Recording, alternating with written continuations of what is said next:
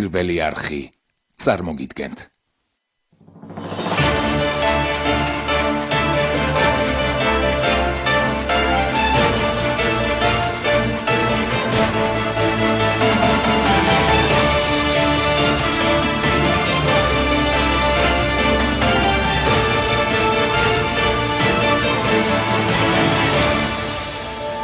საღამოშიდობისა დღეს სამშაბათია და 23 საათზე პირველი არხის ეთერშია პირველი თემა. ერთი მოთხოვნა და ინდივიდუალური ბრძოლის ტაქტიკა პოლიტიკური პარტიების დამოუკიდებელი ნაბიჯები. მოქმედება ცალ-ცალკე თუ ერთიანი ფრონტით. რამდენიმე ოპოზიციური პარტიის არჩევანი, რას გულისხმობს ოპოზიციის ხაზგასმული ერთიანობა, განსხვავებული გზით სიარულის მიუხედავად და ვინ წავა დაპირისპირებულ მხარესთან მოლაპარაკებაზე. პოლიტიკურ ოპონენტებს ერთმანეთის მოსმენას კიდევ ერთხელ ურჩევს სრულიად საქართველოს კათოლიკოს პატრიარქი. თუმცა ჯერჯერობით არ გამოკვეთილა როგორ შეიძლება განვითარდეს პროცესები და რამდენად მოკლე დროში შეძლებენ დღევანდელი დღის შემდეგ მხარეები მოლაპარაკების მაგიდასთან კიდევ ერთხელ დასხდომას. დღის ბოლოს ოპოზიცია რკინიგზის გადაკეტვის გადაწყვეტილებასაც იღებს. მაშასე დღეს პირველი თემა წარმოგიდგენთ.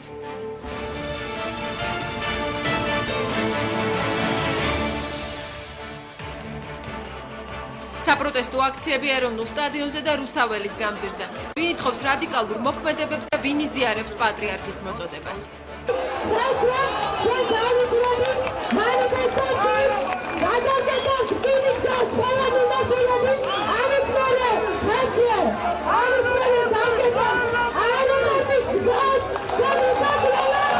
ჩვენი მოქმედებს გადამწყვეტად, ჩვენი მოქმედებს ძალიან აქტიურად არც ერთი ნაბიჯის უკან გადადგმას ჩვენ არ ვაპირებთ. ჩვენ გავაგრძელებთ ჩვენ სამართლიან და კანონიერ ძალიან აქტიურ ბრძოლას. დღეს საქართველოს უწმიდესი და უნეტარესი იყო აყვანილი პლეიში. აი ეს მოხდა. იმიტომ რომ ის რას განცხადებაც უნდა გაეკეთებინა მას დღეს არ გაეკეთებინეს. და უთხრეს შეაშინეს და ამიტომაც არ გაეკეთებინეს ეს განცხადება. მაგრამ არა უშავს. ჩვენ ბოლომდე ვიბრძოლებთ. ეროვნული ფრონტი რეგიონებში ალიანსი თავისუფლებისთვის საკუთარი გეგმით, ალიანსი საქართველოსთვის დიალოგის მოლოდინში. რა გზას ირჩევს ოპოზიცია ცალ-ცალკე და ერთად. ყველასთან ვეღარ დარჩება ისე როგორც ეს აქამდე იყო. ჩვენ დავიწყებთ იმ სქემების განხორციელებას, რომელიც ჩვენ წარუდგინეთ ოპოზიციას და რომელიც მან არ მიიღეს. მე ვარ როგორც ამ ქვეყნის მოქალაქე და ამ ქვეყნის შვილი ამ მოედანზე. მე ახლა ვარ არა ეროვნული ფორუმის წარმომადგენელი, არამედ საქართველოს მოქალაქე გუგა სანელიძე.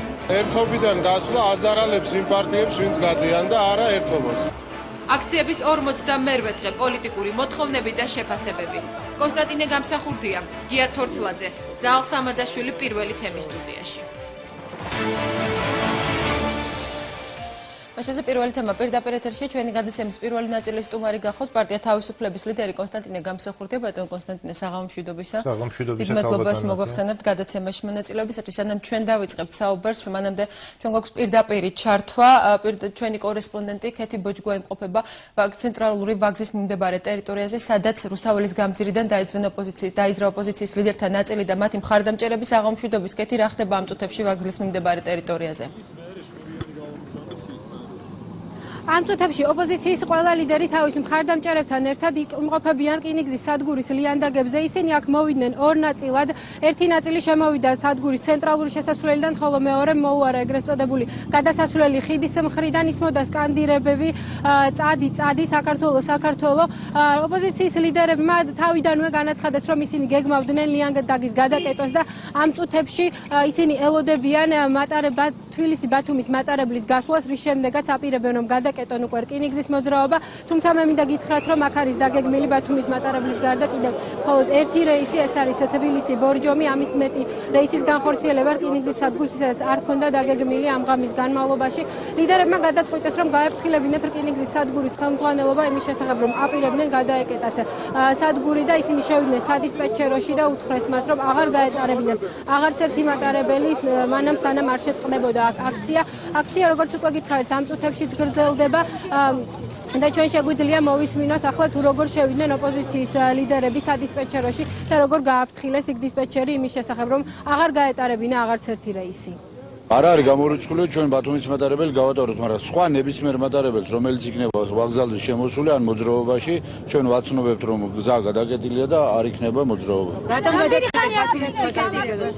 პიკეტირებას ვაპირებთ მანამ, სანამ მიხეილ სააკაშვილი ჭკუაზე არ მოვა. აეროპორტში თუ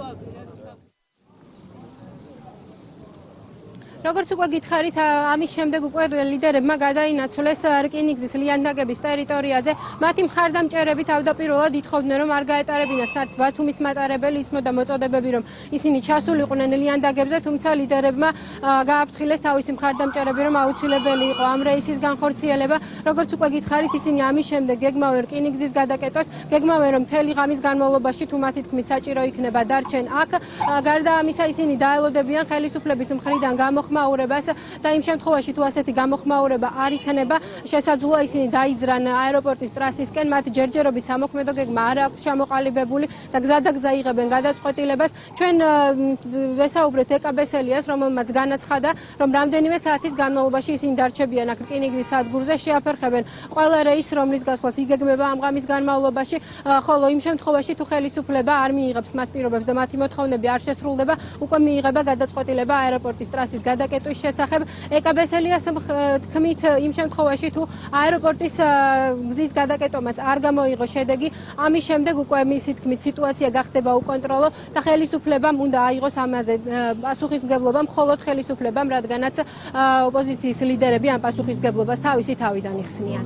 აეროპორტის მიმართულებით საპროტესტო აქცია შეიძლება დაიწყოს, თუ რკინიგზის საპროტესტო აქცია პიკეტირებამ არ გამოიღო შედეგი. დამატებით აქცია იქნება აეროპორტის მიმართულებით. ნახოთ, ამას გადავწყვეტ, რამდენი ხანი საჭირო იქნება, იმდენი ხანი გაგრძელდება, მე მივიღებთ გადაწყვეტილება, სად იქნება დამატებითი საპროტესტო კერები. თავარი ერთი რამეა, რომ თუ ხელისუფლებას ეგონა, რომ დღეის შემდეგ პროტესტი შეწყდებოდა და დამთავრდებოდა, კიდევ ერთხელ შეცდა. ჩვენ თქვით, რომ ამ ბრძოლას ვერ შევწყვეტ და ვერ ჩვაგზაზე ვერ მივატოვებთ. ბოლომდე უნდა მივიყვანოთ, ბოლომდე და სხვა გზა არ არის. სამწუხაროა, რომ მიხეილ სააკაშვილი არ გვიტოვებს სხვა გზას, უფრო ცივილიზებულს, უფრო აკადემიურს, ვიდრე ის არის, სადაც ახლა ვდგავართ. თუ ამაზეც აი ამ ნაბიჯებზეც რეაგირება და რეაქცია ადეკვატური მას არ ექნება, პასუხისმგებლობა აიღოს რეალ მასში ხელისუფლებამ, რომ ვითარება იქნება უკონტროლო.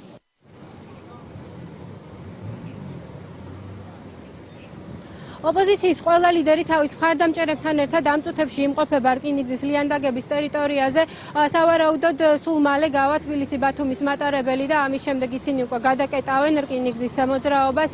როგორც უკვე გითხარით, ოპოზიციის ლიდერები აპირებენ, რომ აქ დარჩნენ ან რამდენიმე საათის განმავლობაში, შემდეგ სიტუაციის მიხედვით დაიძრან აეროპორტის ტრასისკენ. სხვა მხრივ, აქ სიტუაცია არის მშვიდი, არ ქონია ადგილი არავითარ ინციდენტებს და როგორც ეკაბესელიას კომენტარიდან მოისმინეთ, იმ შემთხვევაში თუ ხელისუფლება არ შეასრულებს მათ მოთხოვნას, ეკაბესელიას თქმით სიტუაცია გახდება უკონტროლო და ამაზე ისინი პასუხისმგებლობას ხელისუფლებას აკისრებენ.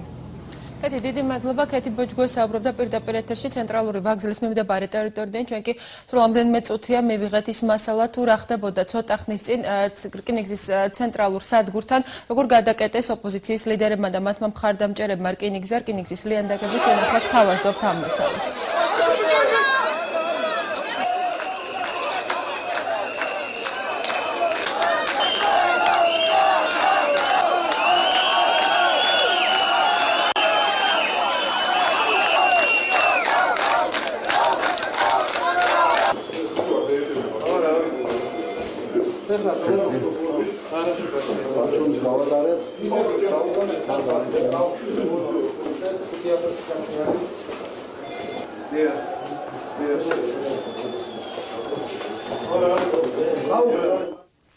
ეს იყო ის მასალა, რომელიც რამდენიმე წუთის წინ მივიღეთ რკინიგზის ცენტრალური სადგურიდან. ეგ ოპოზიციის ლიდერებმა და მათმა მხარდამჭერებმა გადაკეტეს რკინიგზის ლიანდაგები და გააფრთხილეს კიდეც რკინიგზის ხელმძღვანელობა იმის შესახებ, რომ არ დაეგეგმათ დამატებითი რეისები დღეს თბილისი და სხვა ქალაქების მიმართულებით, თუმცა როგორც ჩვენი კორესპონდენტის საშუალებით გახდა ცნობილი, დღეს იგეგმება თბილისი-ბათუმისა და თბილისი-ბორჯომის რეისის შესრულება. ჩვენ კი ვიწყებთ საუბარს ჩვენი სტუდიის სტუმართან. კონსტანტინე გამსახურდია გახლავთ ჩვენი სტუმარი. კიდევ ერთხელ შეგახსენებთ მაყურებელს და კიდევ ერთხელ საღამოშვიდობის ბატონო კონსტანტინე. რას ნიშნავს ის ყველაფერი, რისი მომსწრენით გავხდით ბოლო რამდენიმე საათის განმავლობაში, რატომ მიიღო პროცესებმა ასეთი მიმართულება? სანამ დავიწყებდეთ საუბარს, ერთი შეკითხვა მინდა თქვენ დაგისვათ. თქვენ თავს გესხმით ვინმე, ან ამ შენობას ვინმე თავს ესხმის? აი ეს არის ჩემი შეკითხვა. სრულიად მოწველი, რამდენადაც მე აქ შემოვედი, აქ დაახლოებით 300-400 კაციანი ჯარი იყო განთავსებული და აპირებს ვინმე აქ შემოჭრას. ბატონო კონსტანტინე, მოდით შევთანხმდეთ, რომ ამ გადაცემაში კითხვებს ვამე, თუმცა ოპოზიციის ყველა ლიდერისთვის კარგად არის ცნობილი, მას შემდეგ, რაც ოპოზიციამ დაიწყო მასშტაბური აქციები 9 აპრილიდან, შინაგან საქმეთა სამინისტრომაც არაერთხელ გააკეთა ამ შესახებ ოფიციალური განცხადება, რომ ყველა მნიშვნელოვანი შენობა, იქნება ეს პარლამენტი, შინაგან საქმეთა სამინისტრო, საქართველოს ტელევიზიის პირველი არხი და ასე შემდეგ, იქნება დაცული და იქნება დაცული შიდა პერიმეტრზე. ამიტომ ეს სიახლე ნამდვილად არ არის ოპოზიციისთვის. დიახ. აი სწორედ ამაშია საქმე, რომ სიტუაცია ქვეყანაში მივიდა ამ წერტილამდე და მე ვიტყოდი, რომ პირდაპირ პასუხისმგებლობა გეკისრება ხელისუფლებას, რომელმაც თავისი ხისტი და უპასუხისმგებლო მიდგომით, თავისი უკომპრომისო, ამ შემთხვევაში კომპრომისობა რასაკვირველია, მე სრულიად ნეგატიურ კონტექსტში ვიყენებ ამ სიტყვას, მიიყვანა საქმე აქამდე, პრაქტიკულად მან არაფერი არ დათმო, წაიყვანა გარკვეული ნაწილი ოპოზიციისა დიალოგზე და შედეგი მივიღეთ რეალურად არაფერი. ანუ ის, რასაც ხელისუფლება ჩვენ გვთავაზობს, ეს არაფერი არ არის. ბატონო კონსტანტინე, თქვენ ამბობთ, რომ ხელისუფლებას არანაირი კომპრომისი არ დაუშვია ამ ხნის განმავლობაში, თუმცა ჩვენ მოგვისმენია სხვა განცხადებებიც ოპოზიციის ლიდერებისგან, რომ თავიდან თუ კი ხელისუფლება არანაირად არ განიხილავდა დიალოგს ოპოზიციის წარმომადგენლებთან, დღეს ხელისუფლება თავაზობს ოპოზიციის ლიდერებს რამდენიმე საკითხს განსახილულად. რა არის ეს თუ არა ერთგვარი დათმობა ხელისუფლების მხრიდან? მე სულ სხვა ინფორმაცია მაქვს, მე ვიცოდი, რომ ისინი თავიდანვე იყვნენ ამაზე მზად. უბრალოდ მე პირადად ვარ წინააღმდეგი უშედეგო დიალოგისა. ჩვენ ვართ შედეგზე ორიენტირებულნი. და ასე ვთქვათ, შუამავლის გარეშე, გარკვეული გარანტორის გარეშე დიალოგს არანაირი აზრი არ აქვს. კი ბატონო, რა კომპრომისი გასწია ამ ხნის განმავლობაში ოპოზიციამ, თუ კი თქვენ ადანაშაულებთ ხელისუფლებას უკომპრომისობაში? არა, ოპოზიციის კომპრომისი რას უნდა წასულიყო? ოპოზიციას არაფერი არ აქვს საკომპრომისო. მე მგონი, მათ დასათმობი არაფერი არ აქვს. მაგრამ როდესაც ისინი არ არიან წარმოდგენილნი რეალურად არც პარლამენტში არიან ისინი წარმოდგენილნი, არსად არ არიან ხომ წარმოდგენილნი ისინი ჩვენ ფაქტიურად დაგვჭა ერთადერთი ასპარეზი, ეს არის ქუჩა. მაგრამ როდესაც პროცესები იღებს ასეთ მწვავე ხასიათს, განსაკუთრებით უფრო და უფრო რადიკალური ხდება ოპოზიციის ქმედებები. ასეთ შემთხვევაში, როდესაც ხელისუფლებას ესაუბრებით ულტიმატუმის ენით, ეს არის ხელისუფლების პოზიცია და მათ არაერთხელ დაუდანაშაულები ხართ ოპოზიციის ლიდერები ულტიმატუმის ენით საუბარში. ასეთ შემთხვევაში, როგორ შეიძლება შედეგზე ორიენტირებულ დიალოგზე ვისაუბროთ, ბატონო კონსტანტინე, თუ კი ერთი მხარე თქვენი ბრალდებით კომპრომისებისთვის არ არის მზად, ოპოზიცია კი ხელისუფლების ბრალდებით ულტიმატუმის ენით საუბარს ირჩევს. მე ვფიქრობ, ხელისუფლება თავისი საქმეებით და მე ვგულისხმობ თავისი რადიკალიზმით და მსგავსი რადიკალური ხელისუფლება საქართველოს ისტორიას ალბათ არც ახსოვს. თავისი სწორედ საქმეებით არის, ასე ვთქვათ, ულტიმატუმებში. ანუ მათი საქმეები უკვე ულტიმატუმები არის, აი ესე ხატოვნად რომ ვთქვათ. შეიძლება ისინი თავიანთ განცხადებებს ულტიმატუმურ ფორმებს არ აძლევენ, მაგრამ დგამენ ისეთ ნაბიჯებს, რომელიც უკვე აბსოლუტურ ფორს მაჟორს ქმნის და ფაქტიურად კუთხეში ამწყდებს ყველას ფაქტიურად, რომლებიც ამ ქვეყანაში მოწოდებულნი არიან იმისთვის, რომ ემსახურონ ხალხს, ემსახურონ საზოგადოებას, რეალურად შეცვალონ ქვეყანაში სასიკეთო პოლიტიკური ძვრები გამოიწვიონ და ასე შემდეგ.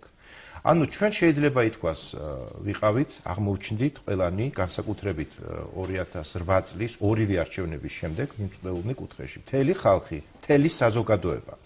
და ეს ყველაფერი არის სწორედ ხელისუფლების დამოკიდებულება. მათვე დაიწყეს იგივე ის უპასუხისმგებლო ომი, რომელმაც ქვეყანა ყოფნა არ ყოფნის ზღვარზე მიიყვანა. აი სწორედ ამ ყოველივემ მიგვიყვანა ჩვენ აი ამ კრიზისამდე და გამოსავალი ჯერჯერობით არ ჩანს. ბატონო კონსტანტინე, დღეს შექმნილ ვითარებაში, აი კონკრეტული ვითარება, დღევანდელი დღე, გნებავთ ბოლო თვენახევრის განმავლობაში განვითარებული მოვლენები და რა იქნება დღევანდელი დღის შემდეგ. როდესაც ხელისუფლებას აკისრებთ პასუხისმგებლობას, იღებს თუ არა ოპოზიცია პასუხისმგებლობას იმაზე, რომ ვითარება აქამდე მივიდა? ალბათ იღებს. ყოველ შემთხვევაში ყველა ქმედება ჩვენს მიერ, ასე ვთქვათ, გადადგმული ნაბიჯი ბუნებრივია გულისხმობს გარკვეული პასუხისმგებლობის საკუთარ თავზე აღებასაც. ну ეს ნაბიჯები იყო ზოგჯერ ეფექტური, ზოგჯერ ნაკლებად ეფექტური, მაგრამ ნებისმიერ შემთხვევაში ოპოზიციას მეტი არ შეუძლია ის რაც შეუძლია აკეთებს. დღეს მიღებული გადაწყვეტილებები შეუძლია იმას აკეთებს. სანამდე მიიყვანს ოპოზიციას და გნებავთ ქვეყანას. კი ბატონო, დღეს მიღებული გადაწყვეტილებები. ოპოზიცია აკეთებს რაც შეუძლია, ჩვენ გავაკეთებთ რაც შეგვიძლია, თუ ჩვენ გამოგვივა, დარწმუნებული ვარ ისინი მოგვილოცავენ, თუ მათ გამოუვათ, ჩვენ მოულოცავთ მათ და თუ ჩვენ ერთად გავაკეთებთ, მაშინ ჩვენ ერთმანეთს მოულოცავთ და მთელი საზოგადოება და ხალხი მოგვილოცავთ. დღეს მიღებული გადაწყვეტილებები ამ საკითხთან. დღეს მიღებული გადაწყვეტილებები ისევ დაუბრუნდები, სანამ გადავალთ კიდევ სხვა საკითხებზე, იმ თემას, რითიც დავიწყეთ, გადაცემა, ჩვენი კორესპონდენტის ჩართვა და ჩვენი საუბარი, რატომ მიიღო პროცესებმა ასეთი მიმართულება, ასეთი რადიკალიზაცია პროცესების, რკინიგზის მაგისტრალის გადაკეტვა, აეროპორტის ცენტრალური გზის აეროპორტის გზატკეცილის გადაკეტვა და ცოტა ხნის წინ გაკეთებული განცხადება ქალბატონი ეკაბესელიას, რომ ხელისუფლება თუ კი არ მოეგება გონს, ვითარება გახდება უკონტროლო. რასთან მიყავს ოპოზიცია ასეთი ტიპის განცხადებებსა და ქმედებებს? მოდით დავსვათ საკითხი, რასთან მიყავს ქვეყანა იმ მმართველობის სტილს, რომელსაც ჩვენ უკვე 5 წელიწადია და განსაკუთრებით აი ბოლო წლის განმავლობაში ხედავთ და რისი მომსწრენიც ვართ. უმჯობესი იქნებოდა შეკითხვა სწორედ ასე დაგვესვა და საითკენაც მიყავთ ჩვენ ვხედავთ ეს, ხომ? ეს არის განადგურებული ეკონომიკა. ჩვენ ვართ სასაცილო მთელ მსოფლიოში. პრაქტიკულად მასხრად ასაგდები. ჩვენ სერიოზულად აღარ განგვიხილავს არც ერთი ჩვენი პარტნიორი. მე გულისხმობ ევროკავშირს თუნდაც. ქვეყანა არის ყოფნა არ ყოფნის ზღვარზე. პრაქტიკულად არ ფუნქციონირებს პარლამენტი. სანახევროდ ან საერთოდ არ ფუნქციონირებს მინისტრთა კაბინეტი. არ ფუნქციონირებს ქართული სახელმწიფო და ეს საერთოდ არ არის ქართული სახელმწიფო. შეიძლება ითქვას მიხეილ სააკაშვილმა ქართველ ხალხს საქართველოს მოქალაქეებს მოჰპარა სახელმწიფო. აი ეს არის რეალური სურათი და ყოველივე აქედან გამომდინარე შეკითხვა იმისა თუ სად მიყავს ახლა ოპოზიციას არ არის თლად კორექტული. სად მიყავს ხელისუფლებას ეს ქვეყანა? აი ესე უნდა დავსვათ საკითხი. ამას დავსვამთ, ამ კითხვას დავსვამთ ხელისუფლების წარმომადგენლებს, მაგრამ თუ კი ხელისუფლების ქმედებებით თქვენი შეფასებით ქვეყანა გახდა სამარცხვინო და მან შეილახა ქვეყნის იმიჯი, რა ალტერნატივას აყენებს ოპოზიცია? ოპოზიცია, რომელიც იღებს გადაწყვეტილებებს, ჩამოთვალე უკვე ეს გადაწყვეტილებები, განსაკუთრებით დღეს საღამოს მიღებული გადაწყვეტილება, ნიშნავს თუ არა ეს, რომ ამ გადაწყვეტილებით ოპოზიციის ლიდერები მიდიან ვითარების შეგნებულ გამწვავებაზე? მე ვფიქრობ, რომ ეს ყველაფერი ხდება სწორედ ხელისუფლების გამო, ხელისუფლების დამოკიდებულების, მათი ხისტი და არაპროდუქტიული დამოკიდებულების გამო, მათი პოზიციის გამო, რაც გულისხმობს სულ აი როგორც ბეტონის კედელს, ასე ვთქვათ, არ აქვს არანაირი შეგრძნება, ზუსტად აი ესე არ აქვს მათ არანაირი შეგრძნება სიტუაციისა.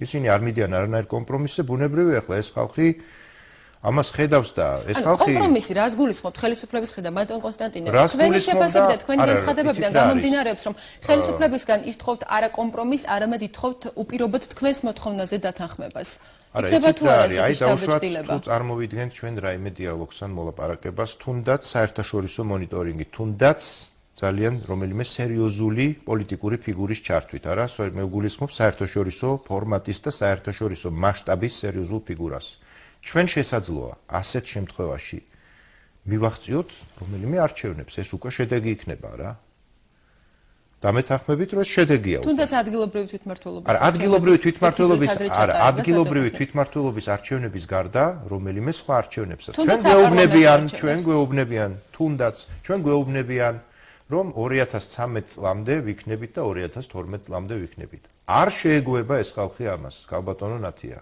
არ შეეგუება. ანუ თუ კი ხელისუფლება დათანხმდა ჩვენ პოლიტიკოსები და ასე ვთქვათ ოპოზიციონერები ვართ დამოკიდებულნი ამ ხალხზე. მე მტკიცეთ მაქვს გადაწყვეტილი რომ ყოველთვის ვიდგე ხალხის გვერდით. ვიყო მათთან არა მარტო სოლიდარული, არამედ აქტიურადაც თუ საჭირო გახდა ვიდგე მათ გვერდით. მაგრამ თქვენ რამდენადაც ცნობილია ცვლით ტაქტიკას აპირებთ საკუთარი გეგმით მოქმედების გაგრძელებას ხვალიდან რას ნიშნავს და რა განსხვავებაა ამ შემთხვევაში რათი განსხვავდება ამ შემთხვევაში თქვენი ალიანსის გეგმა ოპოზიციის დანარჩენი ლიდერების გეგმებისგან ახლა ოპოზიციის კრიტიკა ნამდვილად არ არის ჩემი საქმე და ამის არც დროა და არც ადგილი ასე მიმაჩნია მე ყოველ შემთხვევაში რაც შეეხება ჩემს პოზიციას ეს არის რა თქმა უნდა ტაქტიკური განსხვავება, მაგრამ არა სტრატეგიული. სტრატეგიული მიზანი გადადგეს ეს ხელისუფლება. კი ბატონო, რა შემდგომარეობს მიხეილ სააკაშვილი ჩამოშორდეს ხელისუფლებას. რჩება ჩემს სტრატეგიულ მიზნად. ასევე მე ამის გაკეთებას ვაპირებ ჩვენს ხალხთან გვერდში დგომით, ანუ მე არ ვაპირებ გადაუდგე ხალხს, არც ერთ შემთხვევაში, ხოლო რაც შეეხება სტრატეგიას, ტაქტიკას მაპატიეთ, აქ შეიძლება იყოს გარკვეული განსხვავებები. მაგალითად, მე მიმაჩნია, რომ ჩვენ არ უნდა ვიყოთ კონცენტრირებული დედაქალაქს. საქართველოს დედაქალაქში სიტუაცია ასე თუ ისე გარკვეულია. სხვათა შორის, მიხეილ სააკაშვილმა 2008 წლის იანვრის არჩევნები წააგო საქართველოს დედაქალაქში. და ის თვითონაც აღიარებს, რამდენადაც ჩემთვის ცნობილია ეს. მაგრამ უნდა გაიშალოს ფრონტი, უნდა მოიცვას მთელი საქართველო. საქართველო არ არის მხოლოდ თბილისი, აქ არის სხვა ქალაქები. რეგიონებში გასვლის გადაწყვეტილებაზე ისაუბრეს დღეს ეროვნული ფორუმის ლიდერებმაც. ანუ ეს არის პრინციპული განსხვავება ბატონ კონსტანტინე ამ ორჯალასა და დანარჩენ ლიდერებს შორის. დიახ, ჩემთვის მათი პოზიცია ცნობილია და მისაღებია ეს მეტნაკლებად, ჩემთვისაც მე ზუსტად ასე ვფიქრობდი. სხვათა შორის ჩვენ თავიდანვე ვიდრე დაიწყებოდა 9 აპრილი აქციები, ჰქონდა ჩვენი გეგმა და ეს გეგმა ჩვენ შეთავაზეთ. ამ კონკრეტულ შემთხვევაში კოალიციას გულისხმობ, დიახ, ჩვენს ალიანს, ანუ კოალიციას, ჩვენი გეგმა ჰქონდა, ჩვენი გეგმით ვაპირებდით ცვლას, მაგრამ ვინაიდან ყველაფერი გადაერთო 9 აპრილზე, ჩვენ შევედით ამ კომიტეტში. ნუ ახლა ფაქტია, რომ უკანასკნელი კვირების მანძილზე ჩვენ გადაწყვეტილების მიღებაში არ მონაწილეობთ, მართალია, მაგრამ გარკვეული კოორდინაცია ჰქონდა და გარკვეულ აქციებში მონაწილეობასაც ვიღებდით. და მე ვფიქრობ, რომ ეს კოორდინაციის რეჟიმი დარჩება, აქცია, რომელიც ჩვენთვის იქნება მისაღები, მოსაწონი, ჩვენ მივიღებთ იქ მონაწილეობას, შესაძლოა იყოს აქციების, რომელიც ჩვენ არ მოგწონს და არ მივიღოთ მონაწილეობა. კონკრეტულად ყოფილა ასეთი აქციები, ბატონ კონსტანტინე? დიახ, იყო მაგალითად, რა ვიცი, მაგალითად გონია, რომ უფრო ეფექტური იქნებოდა, მაგალითად გადაგვეკეტა აი მიხეილ სააკაშვილის რეზიდენციასთან მისასვლელი გზა. ანუ დღევანდელ ვითარებას გულისხმობთ და არა რკინიგზის მაგისტრალი. არა, რკინიგზის მაგისტრალს არ გულისხმობ, აქ პირდაპირ სააკაშვილს ვადანაშაულებ, რომელმაც არც დღეს, ასე ვთქვათ, რომელიც უნდა ყოფილიყო ეროვნული ერთიანობის დღე, რომელიც არის საქართველოს პირველი რესპუბლიკის დაბადების დღე და დღე, რომლის, ასე ვთქვათ, დღესასწაულად ქცევისთვის ჩვენ ვიბრძოდით, მთელი ჩვენი თაობა და ჩვენ მივიღეთ ყველაზე დიდი დარტყმა. ფაქტიურად, როგორც კომუნისტური ხელისუფლებისგან, ისე მისი მომდევნო კაციჭამია ხელისუფლებისგან. აი ჩვენ ფაქტიურად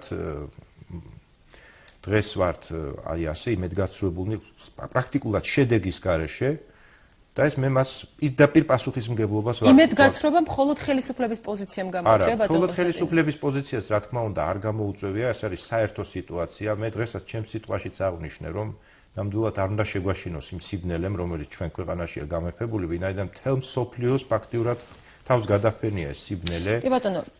ძალადობა, ფაქტიურად ძალადობა, ომის ენაზე საუბარი, იარაღის ენაზე საუბარი არის მთელ მსოფლიოში გავრცელებული ეს და პრაქტიკულად არც ადამიანის უფლებები და არც დემოკრატია რეალურად არ ფასობს.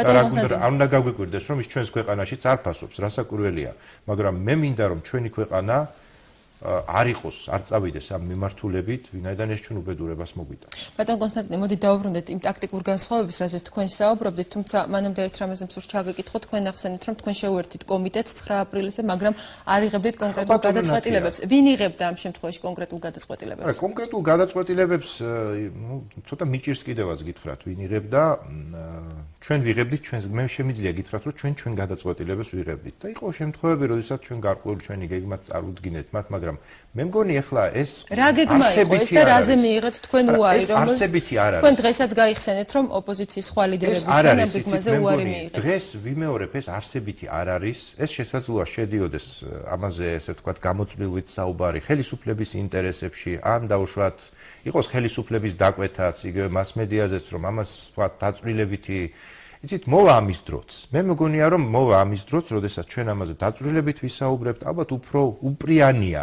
ბატონ კონსტანტინე, საინტერესო, როდესაც ამბობს ოპოზიციის ერთ-ერთი ლიდერი, რომ მათ გარკვეული სქემები წარუდგინეს ოპოზიციის სხვა ლიდერებს, მაგრამ ეს სქემები არ იქნა მიღებული და ამიტომ თქვენ ხვალიდან ტაქტიკური სხვაობების გამო ირჩევთ განსხვავებულ ტაქტიკას, მიუხედავად იმისა, რომ მიზანი ერთია, უდავოდ საინტერესოა ის დეტალები, რატომ მიიღეთ თქვენ ეს გადაწყვეტილება. მაგრამ მე მგონი, ახლა ამაზე არსებითი საკითხებიც არსებობს, არც ახლა ამაზე საუბარი, ახლა მთავარი არის მე ვიმეორებ. ოპოზიცია აკეთებს იმას, რაც შეუძლია და ჩვენც ვაკეთებთ იმას, როგორც ოპოზიციის ნაწილი, რაც შეგვიძლია. აი ეს არის. და რაც გამოგვივა, გამოგვივა. ტაქტიკური და პრინციპული სხვაობა მხოლოდ რეგიონებში გასვლაში მდგომარეობს ბატონო გოსტა. ჯერჯერობით ახლა არის ეს მომენტებიც არის, რა თქმა უნდა. ახლა აქ არის ბუნებრივია, ახლა ჩვენი ძირები გვაქვს, ჩვენი ტრადიცია გვაქვს, ჩვენ ვართ უფრო დაკავშირებული ეროვნულ ძირებთან, ეროვნულ ხელისუფლებასთან. სხვათა შორის დღეს მე ხა გულწრფელად გეტყვით მეწყინა, რომ თქვა ჩემს გარდა და გია მაისაშვილის გარდა ზვიად გამსახურდი ეგ არ გახსენებია. ამასაც ვიტყვი. ბატონო კონსტანტინე, თქვენ ამბობთ არ და ზვიად გამსახურდიას დღეც არის, ეს მხოლოდ მერაბ კოსტავას დაბადების დღეს არ არის. ეს არის ზვიადის დღე, ეს არის მისი და ასე ვთქვათ პრეზიდენტად არჩევის დღე და სხვათა შორის იმ სტადიონზე, სადაც დღეს ჩვენ ვიზეიმეთ 26 მაისი ჩატარდა პირველი აღლუმი 1921 წლის ოკუპაციის შემდეგ. ეს იყო პირველი აღლუმი, რომელიც ჩაიბარა საქართველოს პირველმა პრეზიდენტმა. მე ვიტყოდი პირველმა და უკანასკნელმა პრეზიდენტმა, ვინაიდან ისინი ვინც მას მოჰყვნენ, ნამდვილად არ იმსახურებენ პრეზიდენტის სახელს და არც არიან ლეგიტიმურნი, ნამდვილად მოკლებულნი არიან ისინი ლეგიტიმურობას. ბატონო კონსტანტინე. ერთიც და მეორეც. ბატონო კონსტანტინე, როდესაც თქვენ ამბობთ, რომ სხვა ტაქტიკას ირჩევთ, განსხვავებულ გეგმებზე საუბრობს ეროვნული ფორუმი. ირაკლი ალასიანია აცხადებს, რომ მისი სამომავლო გეგმებია მიზნებზე და შედეგზე ორიენტირებული დიალოგი, ასევე საპროტესტო აქციების, მოლაპარაკების გაგრძელება ხელისუფლებასთან, საპროტესტო აქციების გაგრძელება და ამავდროულად საერთაშორისო შუამავლების ჩართვა ამ პროცესში. ასეთი განცხადებების მიუხედავად, ასევე გვესმის, რომ ეს არ არის გამიჯვნა დანარჩენი ოპოზიციისაგან, მაგრამ დანარჩენი ლიდერებისგან, კი ბატონო, მაგრამ დანარჩენი ლიდერებისგან გვესმის ის, რომ ვინც ირჩევს სხვა ტაქტიკას, ვინც ამბობს, რომ დაელაპარაკება ხელისუფლებას მიხეილ სააკაშვილის გადადგომის გარდა სხვა საკითხზე არის მოღალატე და რომ ერთობას გამიჯნულებს უფრო ცუდი შედეგი დაუდგებათ, ვიდრე მათ, ვინც დარჩება ამ ერთობაში. რა შთაბეჭდილება იქნება ასეთ შემთხვევაში, რა შთაბეჭდილება იქნება მაყურებელს თქვენს მხარდამჭერებს, როდესაც თქვენ ამბობთ, რომ ირჩევთ განსხვავებულ ტაქტიკას, თუმცა ეს არ არის განხეთქილება. არა, მე პირადად ასეთი ტერმინებით არ სარგებლობ.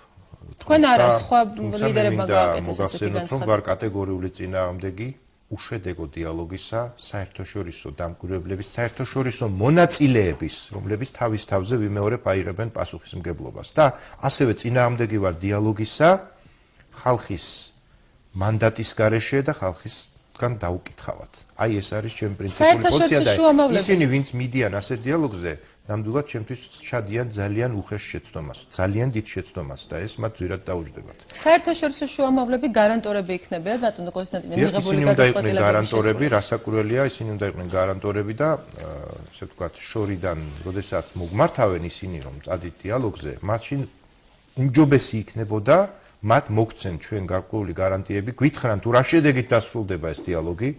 და კი ბატონო, მაშინ გითხრან თუ კი არ დაიწყო დიალოგი და თუ კი არ შედგა მოლაპარაკება მხარეებს შორის, ალბათ წინასწარ ძალიან ძნელია მის განსაზღვრება. ეს დიალოგი არ არის, ქალბატონო ნათია, ეს არის, ასე ვთქვათ, ორმხრივი მონოლოგი შეიძლება ვთქვათ, იმიტომ რომ ერთი მხარისთვის ეს არის რეალური კრიზისი, ჩვენი მხარე თვლის რომ ეს არის ქვეყანაში არსებული რეალური პოლიტიკური ძალიან მძიმე კრიზისი. და მიხეილ სააკაშვილი და მისი ხელისუფლება თვლიან რომ ეს საერთოდ არ არის კრიზისი. აი უკვე პირველივე თეზა, ხო? ორივე მხარის მიერ წარმოდგენილი არის ურთიერთაცდენილი. აბა მე ვთვლი რომ საერთოდ არ შემდგარა იქ დიალოგი. არანაირი დიალოგი არ ყოფილა, ხელისუფლებას ის 5 პუნქტი ისედაც გადაწყვეტილი ჰქონდა, მან დადო ეს 5 პუნქტი, ოპოზიცია გახადა რაღაცნაირი თანამონაწილე ამისა, ანუ მას ჰქონდა დავალებული საერთაშორისო ორგანიზაციებისგან ეს 5 პუნქტი განეხორციელებინა და გავხადა რაღაცნაირი თანამონაწილე თითქოს ამ თქვენ არიზიარებთ იმ საკითხებს, რომლის შეცვლის ეთნებრივ სისტემურ რეფორმების აუცილებლობა არის გასმული ამ ხაზგასმული ამ პუნქტში. რა თქმა უნდა, ეს უნდა გაკეთდეს, ეს აქამდეც უნდა გაკეთებულიყო რა. 2004-შიც უნდა გაკეთებულიყო ეს, როდესაც მან თავის თავზე მოირგო კონსტიტუცია და ერთ ღამეში გადაასწორა. ბატონო კონსტანტინე, როგორ შეიძლება ვივარავდოთ მოვლენების განვითარება უკვე ხვალიდან? ძალიან ძნელია აქ პროგნოზირება, ეს დამოკიდებულია ხალხზე, რასაკვირველია და ასე ვთქვათ, ეს არ არის იცით პროცესები, ეს პოლიტიკური პროცესები არ არის ლიდერთა პროცესები მხოლოდ. უპირველეს ყოვლისა აქ მთავარი აქტიორი არის ხალხი, საზოგადოება. სხვათა შორის არც ერთი რევოლუცია მსოფლიოს ისტორიაში ლიდერთა რევოლუცია ნამდვილად არ ყოფილა. მაგრამ ხომ არ შეიქმნა თუნდაც კონკრეტულად დღეს ის სიტუაცია, როდესაც ლიდერებს გაუჭირდათ თავიანთ მხარდამჭერებთან და თავიანთ ხალხთან საუბარი? შესაძლოა მოხდეს ასეთი კრიტიკული სიტუაციები. ბატონო კონსტანტინე, როდესაც საუბრობთ საერთაშორისო შუამავლების მხრიდან დიალოგის არაერთის მოწოდებაზე ერთმანეთის მოსმენისკენ არაერთხელ მოუწოდა როგორც ოპოზიციას, ასევე ხელისუფლებას დაპირისპირებულ მხარეებს სრულიად საქართველოს კათოლიკოს პატრიარქმა. ასეთივე მოწოდება მოვისმენთ ჩვენ დღესაც სრულიად საქართველოს კათოლიკოს პატრიარქის ქადაგებაში, ქადაგა უწმინდესმა სამშვიდობო პარაკლისის დასრულების შემდეგ, მაგრამ ოპოზიციის ლიდერებისგან შემდგომში მოვისმინეთ პატრიარქის გამოსვლის გარკვეული ინტერპრეტაცია და ასეთი განცხადებაც, რომ ხელისუფლების წარმომადგენლები იმიტომ იყვნენ მისულნი სამებაში, რომ მათ ზეწოლა მოახდინეს პატრიარქზე და პატრიარქს ათქმევინეს ის, რისი თქმაც მას რეალურად არ სურდა. რას ნიშნავს ეს ყველაფერი? რატომ გახდა მიუღებელი პატრიარქის მიმართვა, რომ დღეს არ არის დაპირისპირების დრო და დღესდღეა ყველა ერთმანეთს მოусმინოს, რატომ გახდა ოპოზიციის ლიდერებისთვის ეს მიუღებელი? მე ასეთ ინფორმაციას არ ვფლობ, ჩემთვის ეს ინფორმაცია უცნობია, ნამდვილად არ ვიცი ზეწოლა მოახდინეს თუ არა პატრიარქზე. არა, განცხადებები გაკეთდა ოპოზიციის ლიდერების მხრიდან. ალბათ მათ ვინც გააკეთეს ეს განცხადება, ისინი ასეთ ინფორმაციას ფლობენ. მე ასეთ ინფორმაციას მოდით მოვისმინოთ ეს განცხადებები და შემდეგ ვისაუბროთ. მათ ვინც გააკეთა, სწორედ მათზე მოგახსენებთ, რომ ისინი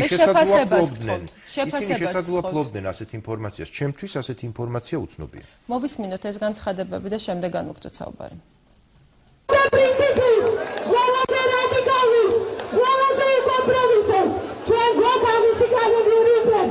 ჩვენ ხართ რეჟიმი ფაშისტური, რომელსაც არ ესმის თქვენი ხმა, არ ესმის ქართული ხალხის ხმა, თუნდაც არ ესმის ჩვენი მშვიდობიანი საუბარი, ჩვენ შეგვიძლია მოქმედებაც.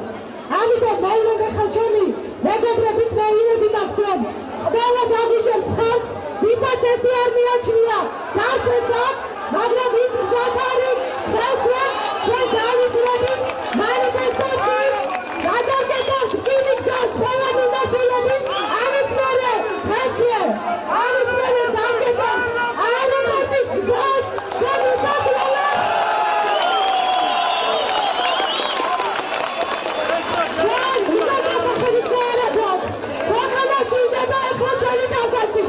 ჩვენ ვიმოქმედებ გადამწყვეტად, ჩვენ ვიმოქმედებ ძალიან აქტიურად, არც ერთი ნაბიჯის უკან გადადგმას ჩვენ არ ვაპირებთ. შემიძლია გითხრათ, ალბათ არავის არ ქონდა იმისი მოლოდინი და არც უნდა ქონოდა, რომ პატრიარქი ჩვენ ახლა გვეტყოდა, რომ გაწადით ახლა და მიშა ჩამოაგდეთო. ამას არ იტყოდა პატრიარქი და არც უნდა ქონოდა ვინმეს ამის მოლოდინი. ჩვენ გავაგრძელებთ ჩვენ სამართლიან და კანონიერ როგორც ძალიან აქტიურ ბრძოლას. თუმცა ყველაფრის უფლება არის ესეთი სრული ხალხის მხრიდან, რომ დავიკავოთ ტელევიზია პირველი არხი.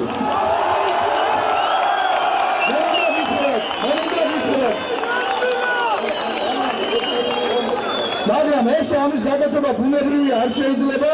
მე მოვუწოდებ ტელევიზიას პირველ არხს. 15 წუთში ჩართონ პირდაპირ ეთერში ის რაც ხდება. წინააღმდეგ შეხვედრაში წავიდა დაიმატოს პირდაპირობა. სამედი საქართველოს ტაძარში იმყოფებოდა ვანო მერაბიშვილი, როდესაც მე ვიყავი თვითონ საქართველოს ტაძარში, სადაც ვიდექი საკურთხევლის შესასვლელში, იქ მოვიდა უგულავა, მოვიდა სამადაშვილი, რომელიც თქვენ შეიძლება არ იცით, მაგრამ არის თბილისის საკრებულოს თავმჯდომარე და მოვიდა კომა ხაბაძე, რომლებიც იჯდნენ პრაქტიკულად იმაში, რა ქვია, თვითონ საკურთხეველში და ასე ვთქვათ, ერთგვარი ცენზურა ჰქონდა დაწესებული იმაზე, თუ რა მოხდებოდა და როგორ განვითარდებოდა იქ მოვლენები. დღეს საქართველოს უწმინდესი და უნეტარესი იყო აყვანილი პლენში. აი ეს მოხდა. იმიტომ რომ ის რას განცხადებაც უნდა გაეკეთებინა მას დღეს არ გაეკეთებინეს და უთხრეს შეაშინეს და ამიტომაც არ გაეკეთებინეს ეს განცხადება. მაგრამ არა უშავს, ჩვენ ბოლომდე ვიბრძოლებთ იქამდე, სანამ არ შევწყვეტავთ დაწყდარდით, ეხლა თუ გინდათ გეგმა არის ასეთი.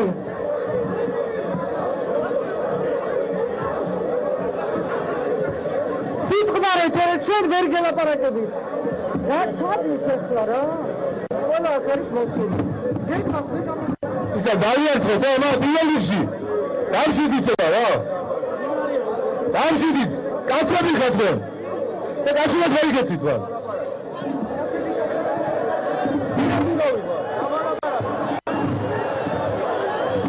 ერთხელ დაწნანდით ეხლა. ემოცია არაფერს არ მოგწევს. ემოცია არის ეხლა სააკაშვილის მოკავშირე. ეხლა პანიკა, პროვოკაცია. გაამარჯვებინებს სააკაშვილს და მერაბიშვილს. და ნუ დაგვაუწყდება. ნუ დაგვაუწყდება რომ მერაბიშვილს აქ შემოგზავნილი ყავს უამრავი ადამიანი. ამიტომ ან მოგოც საშუალება რომ ვიმოქმედოთ ძალიან პრინციპულად. მაგრამ არ იყოს პასუხისმგებლობა თქვენზე, თქვენ შვილებზე და ამ ქვეყანაზე. გრაცალეთ, რამოდენიმე წუთი არ ჭერდებით ვიბრძით ბოლომდე, გამარჯვებამდე. და არ გინდათ.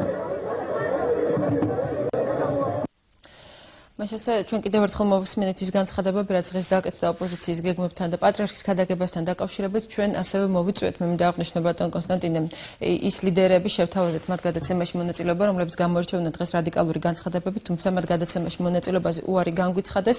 დავუბრუნდეთ იმ ბოლო კითხვას, რასაც ვსაუბრობდით, პირველ რიგში რატომ არა აქვთ ხელისუფლების წარმომადგენლებს უფლება მივიდნენ და დაესწრონ სამშვიდობო პარაკლისს, რატომ შეფასდა ეს პროვოკაცია და შემდგომში რატომ მოყვა ამას განცხადებები, რომ ეს იყო პატრიარქზე და სწორედ ამიტომ მოვისმინდა ეს. მე ვერ გეტყვით ასეთ ინფორმაციას არ ვფლობ, რომ პატრიარქზე ზეწოლა მოხდა. ახლა პატრიარქისგან, მისი უწმინდესობისგან მე სხვაგვარ განცხადებებს პრინციპში არც ვერი.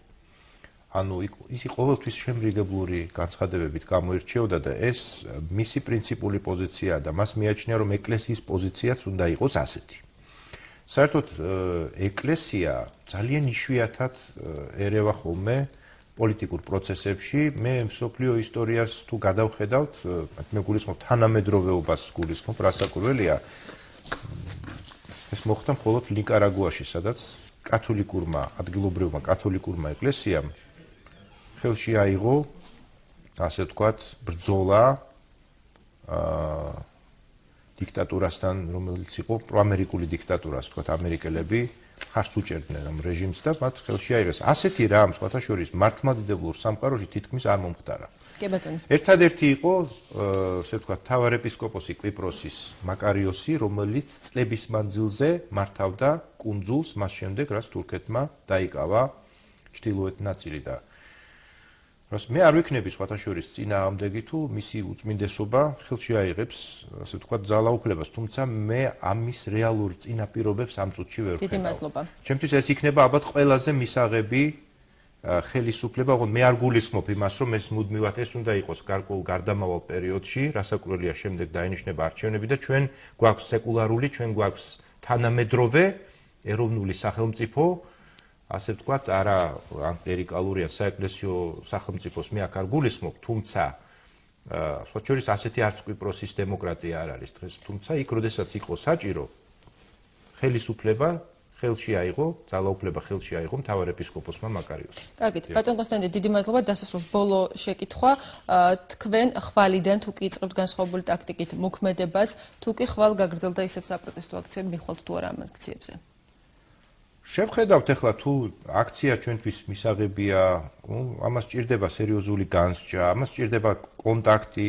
ახლა ეს კონტაქტი და კოორდინაცია ბუნებრივია ჩვენ გვექნება, ასე ვთქვათ, იმ ადამიანებთან, რომლებიც წარმართავენ აქციებს და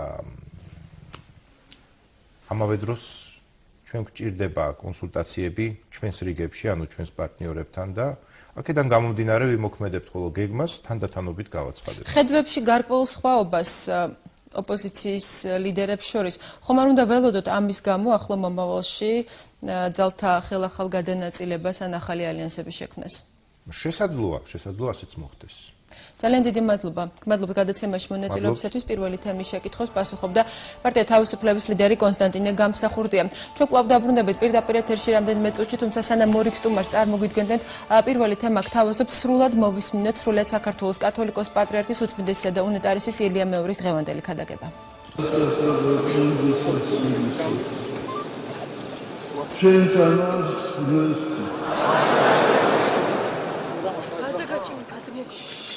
დღეს არის დიდი დღესასწაული.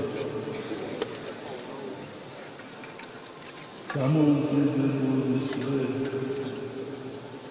და მე ვიოცავ Montel Sakakoulis, Dresasais. Ჩვენ ცხოვრობთ მეტად სულ დროს, როცა არსებობს დაპირისპირება ერთმანეთის საწინააღმდეგო აზრები. ყოველ ადამიანს აქვს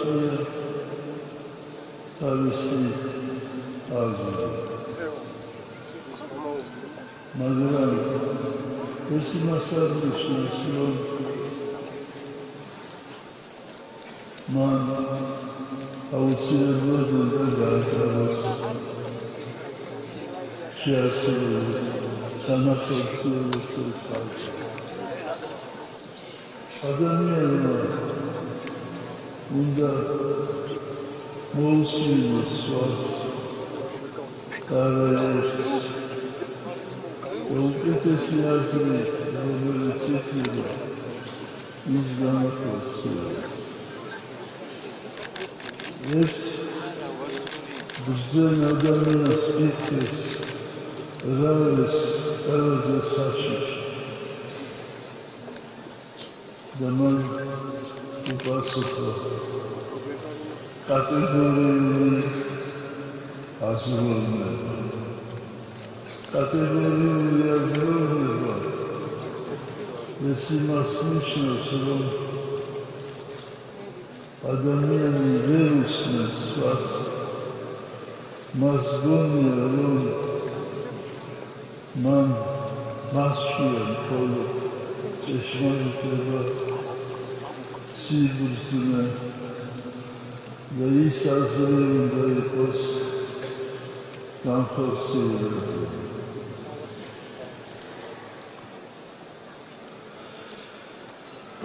დიდხარ შენ უკავო და საკვირველ არიან საქმენი შენი. უფალი ნეპობს, უფალი ქმნის.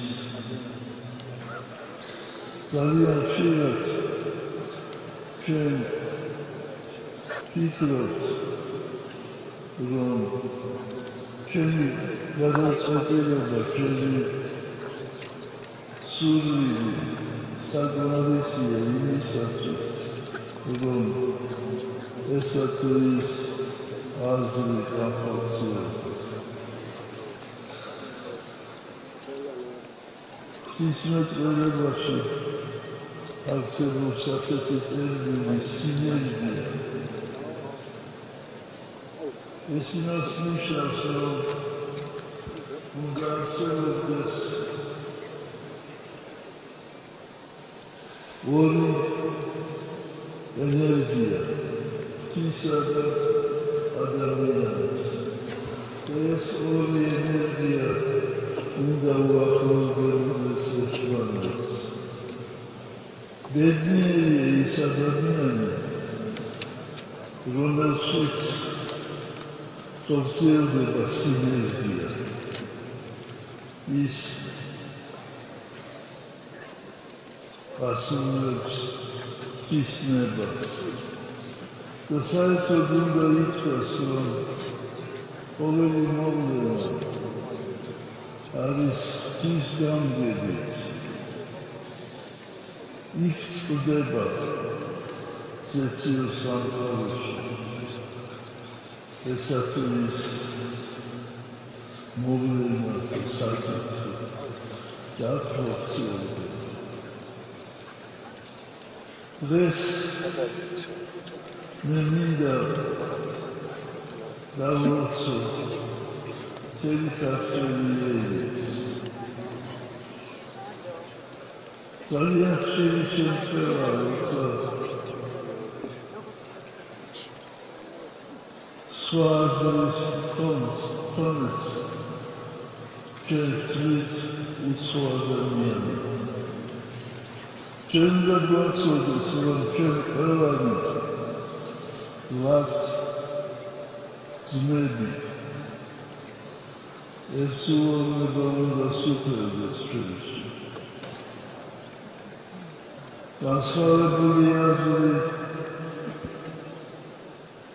არსებობს და უნდა იარსებდეს, მაგრამ ეს იმას აღნიშნავს, რომ აუცილებლად ის უნდა განხორციელდეს. და ჩვენ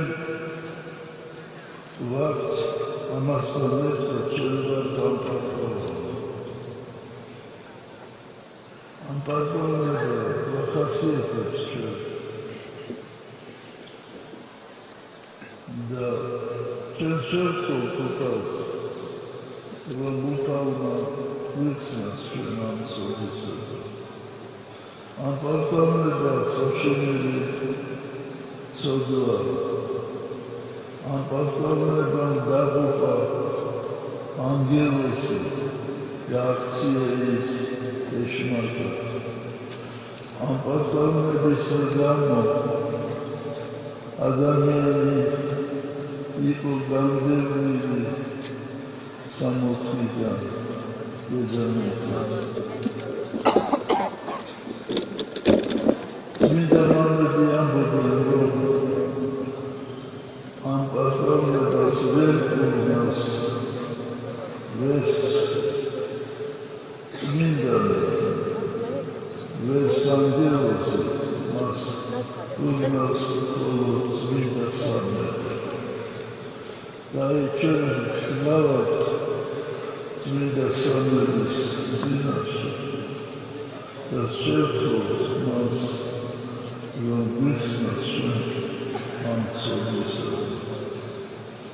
მე მინდა დღეს გამოუკიდებლობის დღეს დავულოცო ჩვენი ჯარი,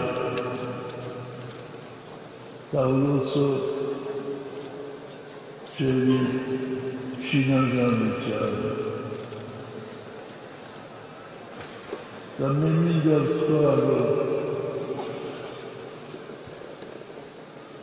დიდი და მრავალი განსასწრელი ხვდა ჩვენს ჯარს და მათ ფიქსეულად აიტანეს ეს ყველაფერი. და დღეს შეიძლება მათ გამხნევება და სულიერი გამარჯვება და ღმერთმა მისცეს ეს სიმტკიცე და ძლიერება. დღეს აი უკვე თითქმის თენახევარია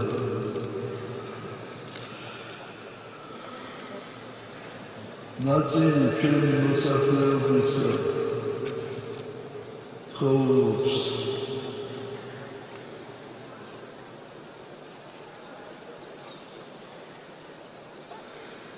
პრეზიდენტის გადადგომას. მე მინდა ვთქვა, რომ ეს იმდენად რთული საკითხია და საერთოდ თითქოს წესად იქცა ჩვენში და პირველი პრეზიდენტი, მეორე პრეზიდენტი იყვნენ გადაყენებული და ჩვენიცით ამ გადაყენებაზე რა მოგვიტანა.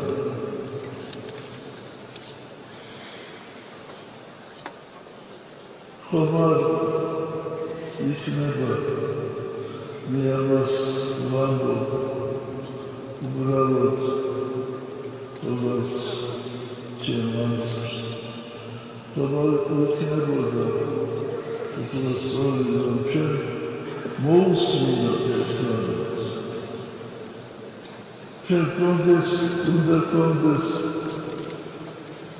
უნარი მოსმენისა ყველას პატრიარქსაც, პრეზიდენტსაც, ერისადმიანს ჩაულებრივ ადამიანს. შეიძლება მოусმინოთ ერთმანეთს და ის კარგი აზრი უნდა მიიღოთ. ჩვენში არ უნდა იყოს ის, რომ ეს ჩვენი პარტიის წევრია, ამიტომ ჩვენია, ის სხვა პარტიის წევრია და ის უცხოა. ჩვენ ვართ ერთი ელი და ჩვენ ჭირდება ერთსრულობა.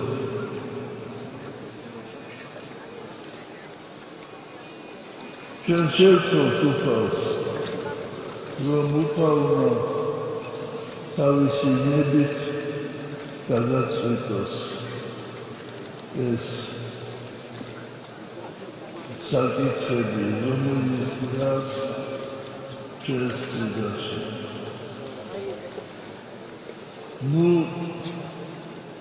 ავიღებთ უფრო მეც, რაც გაშობულია ღვთისაგან. მეტ უფლებებს ჩვენ უნდა ვიყოთ მორჩილი ღვთისმებისა. ღვთის მადლი ყველაფერს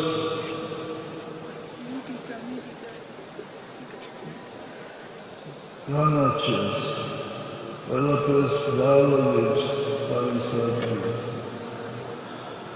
მე მახსენდება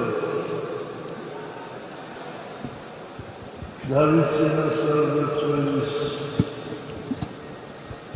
გამოთქმა. მოიხსენე უფალო დავით და ყოველი სიმშვიდე მისი. აი ეს გვაკლია ჩვენ, ეს სიმშვიდე გვაკლია და დავით წინასწარმეტყველი სოლომონ ბუზელის მამა ამას მოიხსენე უფალო დავით და ყოველი სიმშვიდე მისი. ღმერთმა მოხსეთ სიმშვიდე, ღმერთმა მოხსეთ მოთმინება, ღმერთმა მოხსეს თავდაბლობა. მე მახსენდება ჩემი სტუდენტობის პერიოდი, როცა საქართველოს კათოლიკოს პატრიარქი ბრძანდებოდა მელქისედეკ მესამე ხალხზე და პირველად შევხვდით ჩვენ და მან მითხრა, მისი პირველი სიტყვები იყო, ღმერთი ამ პარტალანსაც შემოსვლას, ხოლო თავდაბალსა მიანიჭებს მაგის. ღმერთმა მოხსეს მადლი ღვთისა, რომელიც გადაარჩენს ჩვენ სამშობლოს. ჩვენ არ უნდა ვიფიქროთ ასე, რომ ჩვენ შეგვიძლია გადარჩენა ჩვენი ქვეყნის. უფალს შეუძლია, აი ეს სინერგია უნდა მოხდეს და გადარჩენა თითოეული ადამიანის ისევ ღვთის ხელში. ერთი ცნობილი პოეტი ამბობს, რომ ყოველ შემთხვევას აქვს მეორე სახელი, ბედი. ღმერთმა კარგი ბედი მოხსეს, ღმერთმა მშვიდობა მოხსეს. ჩვენ უფრო მეტი მეტად უნდა მივენდოთ უფალს, უფრო მეტი სარწმუნოება, სასოება, მორჩილება უნდა გქონდეს ღვთისა და ყველაფერი დალაგდება თავის ადგილას. დალოცვილი და დახარებული დამყოფოთ მამაზეციები. მე კიდევ ერთხელ გილოცავთ თავისუფლების დღეს და მოუკიდებლობის დღეს და შევთხოვ უფალს, რომ უფალმა დაილოცოს, გააძლიეროს, გაამთლიანოს სრულიად საქართველო. ამინ. ჩვენთან მარს ღმერთს.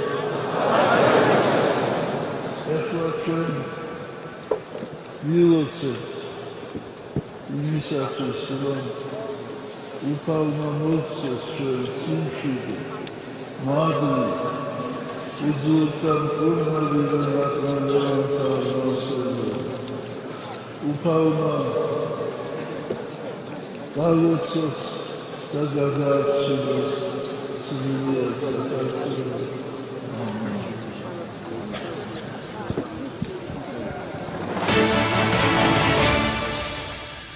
პირველი თემა პირდაპირ ეთერში წარმოგიდგენთ ჩვენი სტუდიის სტუმარს გია თორთლაძე, საპარლამენტო უმცირესობის წევრი გახლავთ. პირველი თემის სტუმარი საღამოშვიდობის ბატონ გია, მადლობას მოგახსენებთ გადაცემაში მონაწილეობისათვის.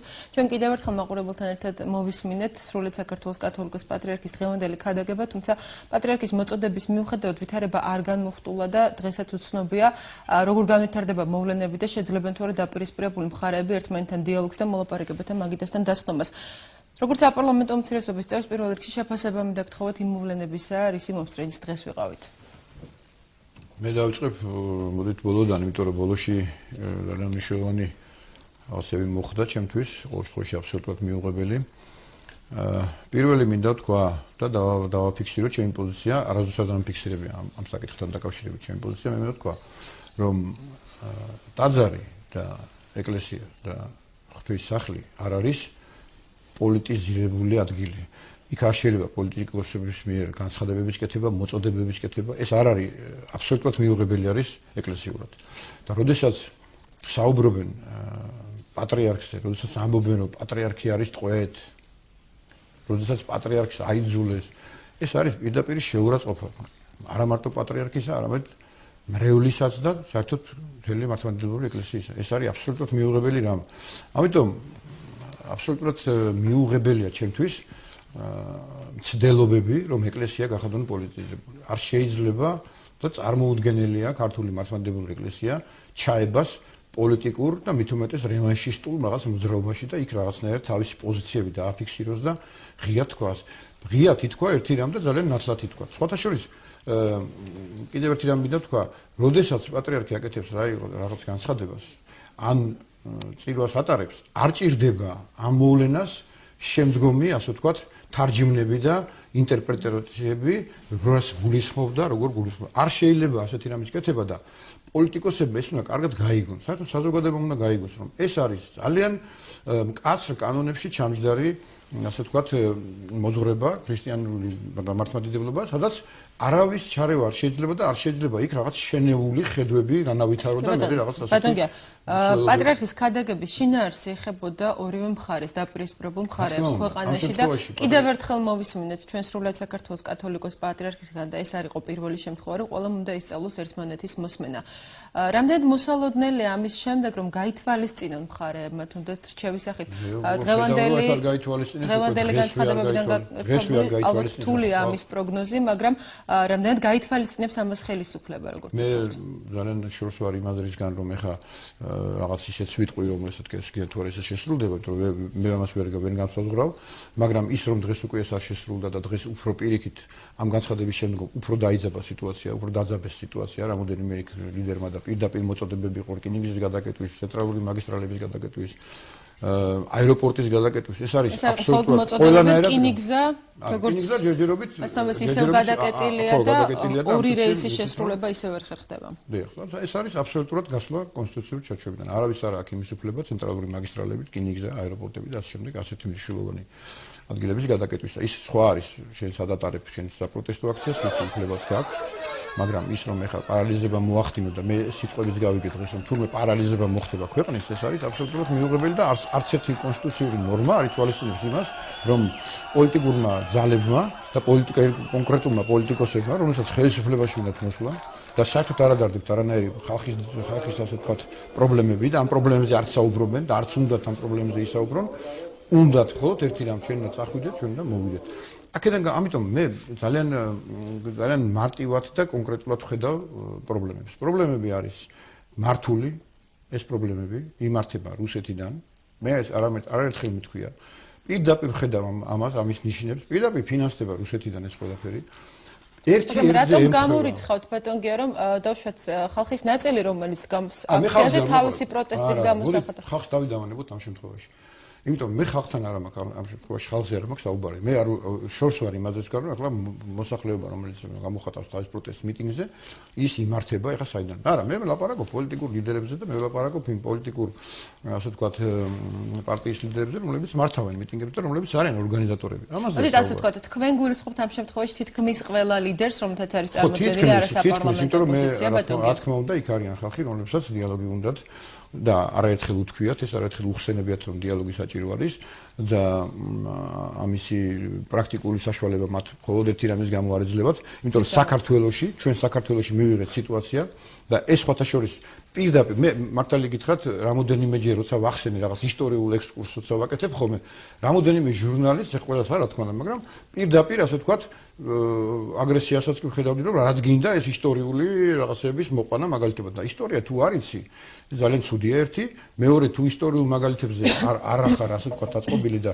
ისტორიული მაგალითებიდან არ გამოგაგ დასკვნები ეს აბსოლუტურად ნუ გაუგებარი რამ არის რა ამიტომ პოლიტიკაში საერთოდ პოლიტიკაში ასე იგი ანალოგია და პრეცედენტი ეს არის ძალიან მნიშვნელოვანი რამ და როდესაც რაღაცის ანალოგს ხედავ, როდესაც რაღაცის პრეცედენტის გამბრებას ხედავ, ეს უნდა შეფასდეს პოლიტიკურად და ახლა მე ვხედავ პირდაპირ 1991-12 წლის მოვლენები თითქმის ერთ-ერთზე იმ სცენარით მიმდინარეობს საქართველოში ეხანდელი პროცესები. ეს ძალიან მნიშვნელოვანია. ამიტომ დავაყენე მე ეს საკითხი და ამ საკითხს ძალიან ბევრჯერ დაუბრუნდები. არ მოვეშვები, სანამ არ მოხდება 1991-12 წლის მოვლენების გამოძიება და არ დაერქმევა ყველაფერს თავის სახელი, სანამ საქართველოში არ მივიღებთ ჩვენ საქართველოს პარლამენტში ლუსტრაციის კანონს, რომელიც მიიღო ისეთმა ქვეყნებმა, რომლებიც არიან, როგორიც არიან, სამივე ბალტიისპირეთის ქვეყანა, უნგრეთი, ჩეხეთი, სლოვაკეთი, პოლონეთი, გერმანია, მიიღეს ეს კანონი, რატომ მიიღეს? კი აჩემება კი არ იყო ეს და ვიღაცის ის კი არ იყო, რა ქვია, რომელიმე პოლიტიკური ლიდერის აჩემება და ასე ვთქვათ, ჩაჯინება. არა, ეს იყო იმისთვის, რომ ქვეყანა წასულიყო ევროპის გზით და ის უშიშროები და პროცესები ვიც იყვნენ, ასე ვთქვათ, ხელისუფლებაში ის ხალხი უნდა რაღაცნაირად განეიტრალებულიყო და ჩამოშორებულიყო პოლიტიკურ პროცესებში. პროცესები რომ იმართება, ზოგიერთი ლიდერი რომ იმართება რუსული ძალების მხრიდან, ეს განცხადება არაერთხელ გააკეთეს ხელისუფლების წარმომადგენლებმაც, თუმცა ეს ოპოზიციის ლიდერების ნაწილმა აღიქვა შეურაცხყოფად. მე არ გულისხმობ ყველა პოლიტიკურ ლიდერს, რა თქმა უნდა. ვის გულისხმობთ ამ შემთხვევაში? ბევრია, გაიხსენეთ 91 წლის 12 წლის მოვლენები და გაიხსენეთ ის ხალხი იმ სახეებს დაინახავთ. აქ არ არის მხოლოდ ეს სხვათა შორის ნებისმიერ პოლიტიკურ პროცესზე, როცა აცხადებ რომ ამ პოლიტიკურ პროცესს, რომელსაც მე ვგეგმავ, მე ვმართავ, მეც არ ვმართავ, ამაზე პასუხისმგებელი არის ხელისუფლება. ეხლა ხელისუფლება მოგწონს, არ მოგწონს, ეს სხვა თემა არის. მას აქვს შეცდომები, არ აქვს, ესეც სხვა თემა არის, მაგრამ როდესაც შენ მართავ აქციას პოლიტიკურს, პასუხისმგებელი შენ ახარ იმაზე. რა თქმა უნდა. ბატონო, რა შეიძლება იმ ძალებს? პასუხისმგებელი შენ ახარ. არ შეიძლება სხვა იყოს პასუხისმგებელი შენ ქმედებებზე. ახლა რკინიგზა რო გადაკეთეს, ახლა პასუხისმგებელი ყოფილა თურმე ხელისუფლება. ხო, მე მაგრამ ოპოზიცია ხელისუფლების პასუხისმგებლობა იკვეთება იმაში, რომ ამ ხნის განმავლობაში გრძელდება აქციები და ვითარება მივიდა აქამდე. არ იკვეთება ხელისუფლების პასუხისმგებლობა გარკვეულწილად იმაში, რომ ვითარება არის ძალიან გამწვავებული. რა შემთხვევაში შეიძლება გამოიკვეთოს მეორე მხარის, ამ შემთხვევაში მეორე მხარე ხელისუფლება არის პასუხისმგებლობა. თუ კი მოდიან შენთან კონკრეტული წინადადებებით. და საერთოდ ოპონირება რას ნიშნავს? ოპოზიცია რას ნიშნავს? ოპოზიცია აკეთებს ხელისუფლების ოპონირებას კონკრეტულ საკითხებზე და საუბრობს კონკრეტულ საკითხებზე, როგორ გადაწყვიტო. როგორ გადაწყვიტო მაგალითად სასამართლო რეფორმა, როგორ ჩატარდეს ეს, რა ფორმით ჩატარდეს, როგორ ჩატარდეს არჩევნები, როგორ უნდა იყოს სოციალური ასე ვთქვათ კუთხით როგორ უნდა გავითარდეს ქვეყანა. ეკონომიკაზე შეიძლება ილაპარაკოს, სოფლის მეურნეობაზე შეიძლება ილაპარაკოს, ძალიან ბევრ საკითხებზე ილაპარაკოს, მათ შორის ილაპარაკოს ძალიან მტკივნეულ საკითხებზე, ადამიანის უფლებების დამრღვევაზე და მაგრამ როდესაც ოპოზიციის უპირობოდა მთავარი მოთხოვნა არის ერთ საკითხს ვაყენებ და იმ საკითხის იქით ფეხს არ უცვლი და ამ დროს ხელისუფლება გთავაზობს რომ მოდი დავჯეთ ვილაპარაკოთ. მე გეუბნებით კიდევ ერთხელ, მე არა ვარ არავისი ადვოკატი, მაგრამ მე პროცესებს ხედავ. ამ საკითხის გარდა ოპოზიციის როცა გეუბნებით, აი მე რო თქვენ გითხრათ, ახლა მობრძანდით და დავილაპარაკოთ ამ საკითხს, ნებისმიერ საკითხებზე. და თქვენ არ მოდიხართ ამ საკითხზე. და როგორ არის ამ შემთხვევაში, მხოლოდ ამ შემთხვევაში ორი მხარის პასუხისმგებლობა. მე გთავაზობთ, მოდით ვილაპარაკოთ. თქვენ არ მოდიხართ სალაპარაკოთ, ხო? მაგრამ თუ კი ოპოზიციის აპრიორი დახით რომ აზრი არ აქვს ლაპარაკს. ხო, მაგრამ თუ კი ოპოზიციის ნაწილს აქვს თავისი გეგმა, სადაც 6 პუნქტიან გეგმას გულისხმობ, რომელიც ცოტა ხნის წინ გამოქვეყნეს ოპოზიციის ლიდერებმა. ისინი ამბობენ, რომ ეს არის საერთო გეგმა, თუმცა ამ გეგმის გამოქვეყნებას მოყვა ცოტათი არაერთგვაროვანი რეაქცია თავად არა საპარლამენტო ოპოზიციის ლიდერების მხრიდან. მაგრამ ამ საკითხებში ის საკითხები, რაც ამ გეგმაში არის ჩამოთვლილი, გარდა პრეზიდენტის გადადგომისა და ვადამდელი საპრეზიდენტო არჩევნების დანიშვნისა, ასევე არის სხვა საკითხები ჩამოთვლილი და ოპოზიციის ეს ლიდერები ამბობენ იმასაც, რომ თუ კი ხელისუფლებას სურს რეალურად დაანახოს ოპოზიციას, რომ მას სურს დიალოგი, შედეგზე ორიენტირებული დიალოგი, პირველ რიგში ხელისუფლებამ უნდა გადადგას გარკვეული ნაბიჯები, რაც ოპოზიციას მის ამ დაწყობაში დაარწმუნებს. არ არის სწორი მიდგომა და გეტყვით რატომ? როდესაც ოპოზიცია აყენებს კონკრეტულ, ასე ვთქვათ, ხედავს კონკრეტულ პრობლემებს და ნებისმიერ ქვეყანაში ოპოზიცია უყენებს ხელისუფლებას, აყენებს საკითხებს, ამ საკითხებზე იწყებს ლაპარაკს. და როდესაც ეუბნები, რომ არა შენ მითხარი, რას გააკეთებ? რაც რა უნდა გითხრას, ის ხელისუფლებაშია და აკეთებს იმას, რაც შენ არ მოგწონს. ამიტომ შენ რაც არ მოგწონს, იმ თემაზე უნდა ილაპარაკო. მე საერთოდ მინდა დღევანდელ დღეს დაუბრუნდეთ ისევ რა, ეს ყველაფერი ძალიან ბევრჯერ ვისაუბრეთ, ძალიან ბევრჯერ შევეხეთ დიალოგი უკვე ღიად მოგვიწოდა პატრიარქმა ყველას უკვე რომ დიალოგისკენ ისიც კარგად ახსენა და ძალიან ასე ვთქვათ პირდაპირ თქვა რომ ხელისუფლების დამხობამ რა მოუტანა ამ ქვეყანას ყველა ვნახეთ და ძალიან კარგად ვიცით ხო ეს ყველა ისტორია უახლესი ისტორია მაინც გვახსოვს. მაგრამ მე მინდა დღევანდელ დღეს შევეხო. დღეს არის 26 მაისი. დღეს არის საქართველოს დამოუკიდებლობის გამოცხადების დღე 1918 წელს. დღეს არის დღე, როდესაც დაიბადა მერაბ კოსტავა, ეროვნული გმირი. დღეს არის დღე, როდესაც თელი ერი. ხო, და რაც თავარია, ეს არის დღე, როდესაც აირჩა საქართველოს პირველი პრეზიდენტი, რომლის დამხობაში სხვათა შორის აიქ გამოსული ლიდერების დიდი ნაწილი მონაწილეობდა, მათ შორის პოლიტიკოსები, მათ შორის სამხედრო პირები, მათ შორის ასე ვთქვათ, ინტელიგენციის წევრები, წარმომადგენლები, მათ შორის ის სტატისტები, რომლებიც იდგნენ და ჩაუშესკუს ეძახოდნენ გამსახურდიას. იქ იყო სხვათა შორის მაშინ აბსოლუტურად ასე ვთქვათ, იდენტური ისინი იყო. მაშინ იმავე პოზიციას ერქვა ქუჩის ოპოზიცია. მაშინ იყო რომ თურმე პრივატიზებას უშლის ხელს, პრივატიზაციის პროცესს უშლის ხელს გამსახურდია. მე გეუბნებით პირდაპირ, არანაირი პრივატიზაციის პროცესი არ იყო, ხლაპარაკი. აქ იყო პირდაპირ ბრძოლა ხელისუფლებისთვის. აქ იყო პირდაპირ მიუღებელი პერსონები რუსეთისთვის.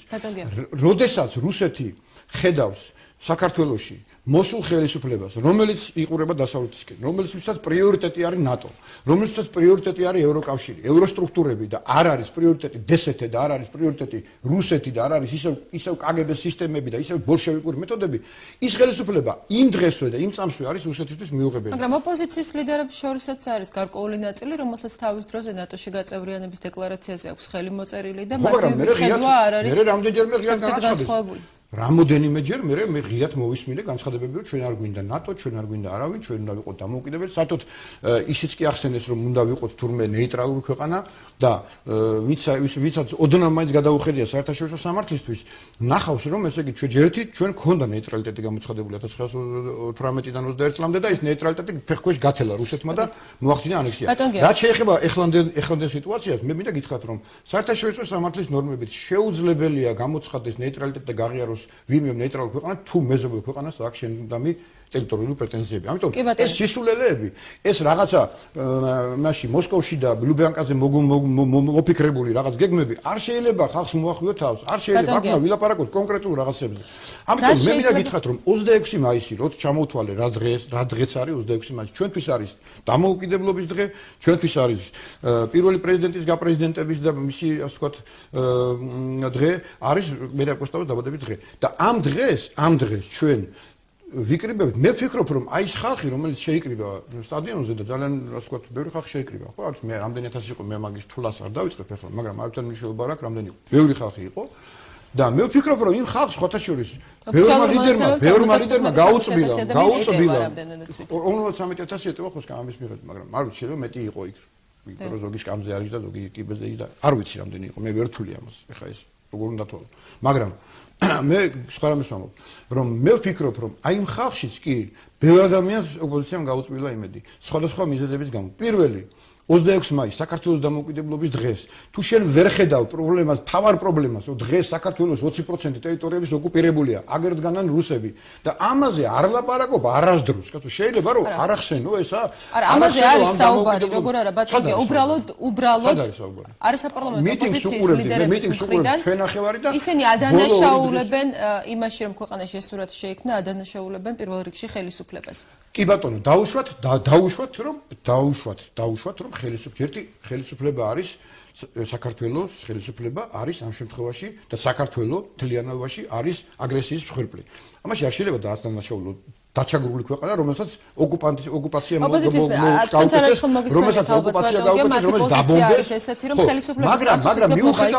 იმაში რომ მათ ჩაითრიეს ქვეყანა პროვოკაციულ ომში. მიუხედავად ამისა, რომ ესეთი ხედვა აქვს, რომ აი ხელისუფლების ბრალია ვისი ბრალია ამას არ აქვს ამ შემთხვევაში ახლა ამ წუთში გადამწყვეტი მნიშვნელობა. ოკუპანტები დგანან საქართველოს ტერიტორიაზე თუ არ დგანან. რუსი ჯარი დგას თუ არა, მუდმივად გვესმის თუ არა, რომ გასამაგდა თუ არა იქ შეერაღებული ძალების რაოდენობა. დგანან იქ და მუდმივად გვესმის თუ არა, რომ ეხლა შემოვალთ. შეიძლება ამ თემაზე არ ლაპარაკო. შეიძლება აი ამ ხელა აუდიტორია სტადიონს არ მიმართო და არ მიიღო იქ სხვა საკითხებია იქ, სხვა საკითხია დააყენებ თუ არა პრეზიდენტის უფლებამოსილების საკითხს და ასე შემდეგ და შემდეგ ადამიან들 არჩევნებს, მაგრამ შეიძლება იქ არც ერთხელ არ ახსენო, რომ გავიდნენ ოკუპანტები და ეს რეზოლუცია მიიღოს აი ამდენმა ხალხმა. მე ვარ ღრმად დარწმუნებული, რომ იქ ერთ ლიდერსაც მაინც ასეთი განცხადება გააკეთებინა, იქ შეკრებილი ხალხი ამას მხარს დაუჭერდა.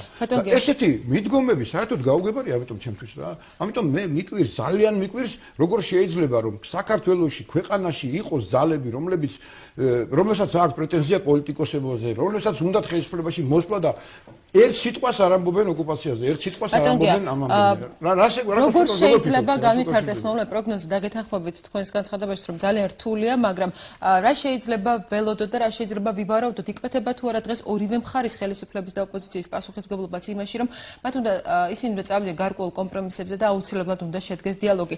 თქვენს ახსენეთ თქვენს განცხადებაში ოპოზიციის გარკვეული ლიდერები, გარკვეული ძალა, რომელიც არის მზად დიალოგისთვის, მაგრამ მიზეზიც არ დაგიკონკრეტებიათ უბრალოდ რა არის მიზეზი, რაც ხელს უშლის ამ დიალოგს. მიზეზი არის ის ზეწოლა, რომელიც ზეწოლასაც განიცდის მთელი საზოგადოება დღეს.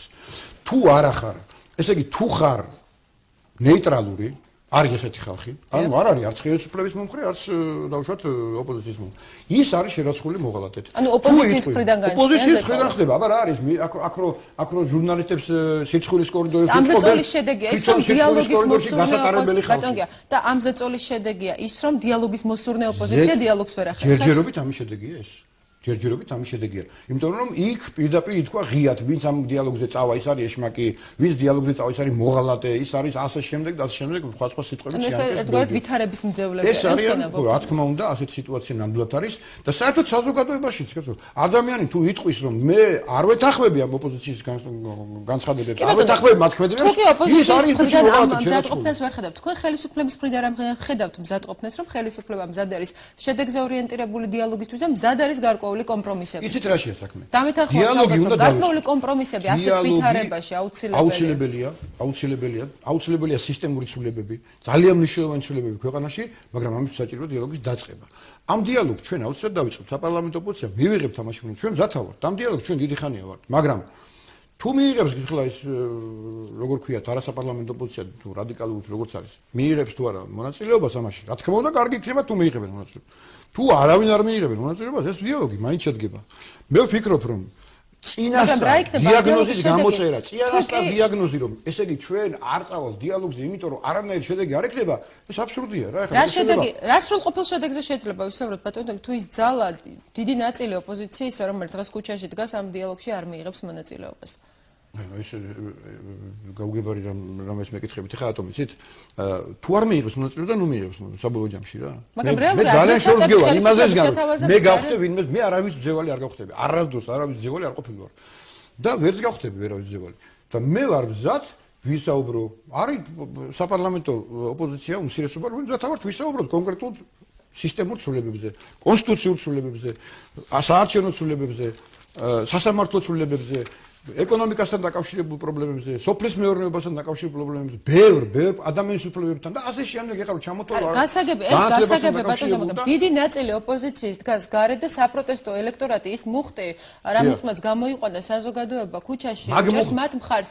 ანუ ხომ არ მოხდება ეს რომ მათი ინტერესები და მათი არ იქნება გათვალისწინებული ამ დიალოგის პროცესში. ამაშია საქმე რომ ის საზოგადოება რომელიც გამოვიდა ქუჩაში და დავუშვათ დიდი ნაწილი მათი ყველა არა რა თქმა უნდა მაგრამ ძალიან დიდი ნაწილი კონკრეტულმა რაღაც პრობლემებმა გამოიყვანა თუ პრობლემებზე ჩვენ დავიწყებთ საუბარს და კონკრეტულ პრობლემების გადაწყვეტაში მივიღეთ მონაწილეობა და გადავწყვიტავთ რაღაც კონკრეტულ პრობლემებს ეს საზოგადოება ხო გაიგებს რომ რაღაცა ხდება სასიკეთო რაღაცა ცვლილებები ხდება ამ მიმართულებით იმ მიმართულებით თუ იმართულებით ეს ცვლილებები მიმდინარეობს ეს ცვლილებები ხდება ეს ძალიან მნიშვნელოვანია და საზოგადოებას და ხალხს რომელიც სახელითაც ასე აპელირებენ მუდმივად რომ ქართველი ხალხის სახელით და ზოგი მესია უკვე და ზოგი არ ვიცი ვინ არის და ზოგი ნახევად ანგელოზები და ნახევად ღმერთებად გვევლინებიან ეს ხალხი მუდმივად რომ აპელირებენ საზოგადოების სახელით იმ საზოგადოებას აწუხებს კონკრეტული პრობლემები. ამიტომ ჩვენ მაგალითად მე პირადად თავაზობ კონკრეტულ პრობლემებზე ლაპარაკს. რომ გადაწყდება ეს კონკრეტული პრობლემები.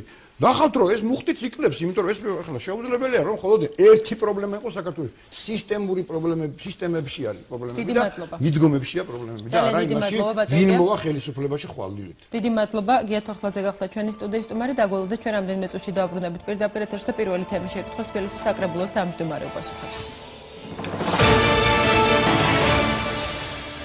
პირველი თემა კვლავ პირდაპირ ეთერში ამჯერად ჩვენი სტუდიის სტუმარი გახლავთ თბილისის საკრებულოს თავმჯდომარე ზაალ სამადაშვილი საღამოშვიდობის ბატონ ზაალ დიდ მადლობას მოგახსენებთ გადაცემაში მონაწილეობისათვის ბატონ ზაალ პირველ რიგში მინდა გთხოვოთ იმ მოვლენების შეფასება რის მომსწრენ დღეს უბრალოდ დღის მეორე ნახევარში გავხდით ოპოზიცია მიიღო გადაწყვეტილება რკინიგზა გადაკეტოს რა გზას მიმართავს ხელისუფლება რომ ვითარება კიდევ უფრო არ დაიძაბოს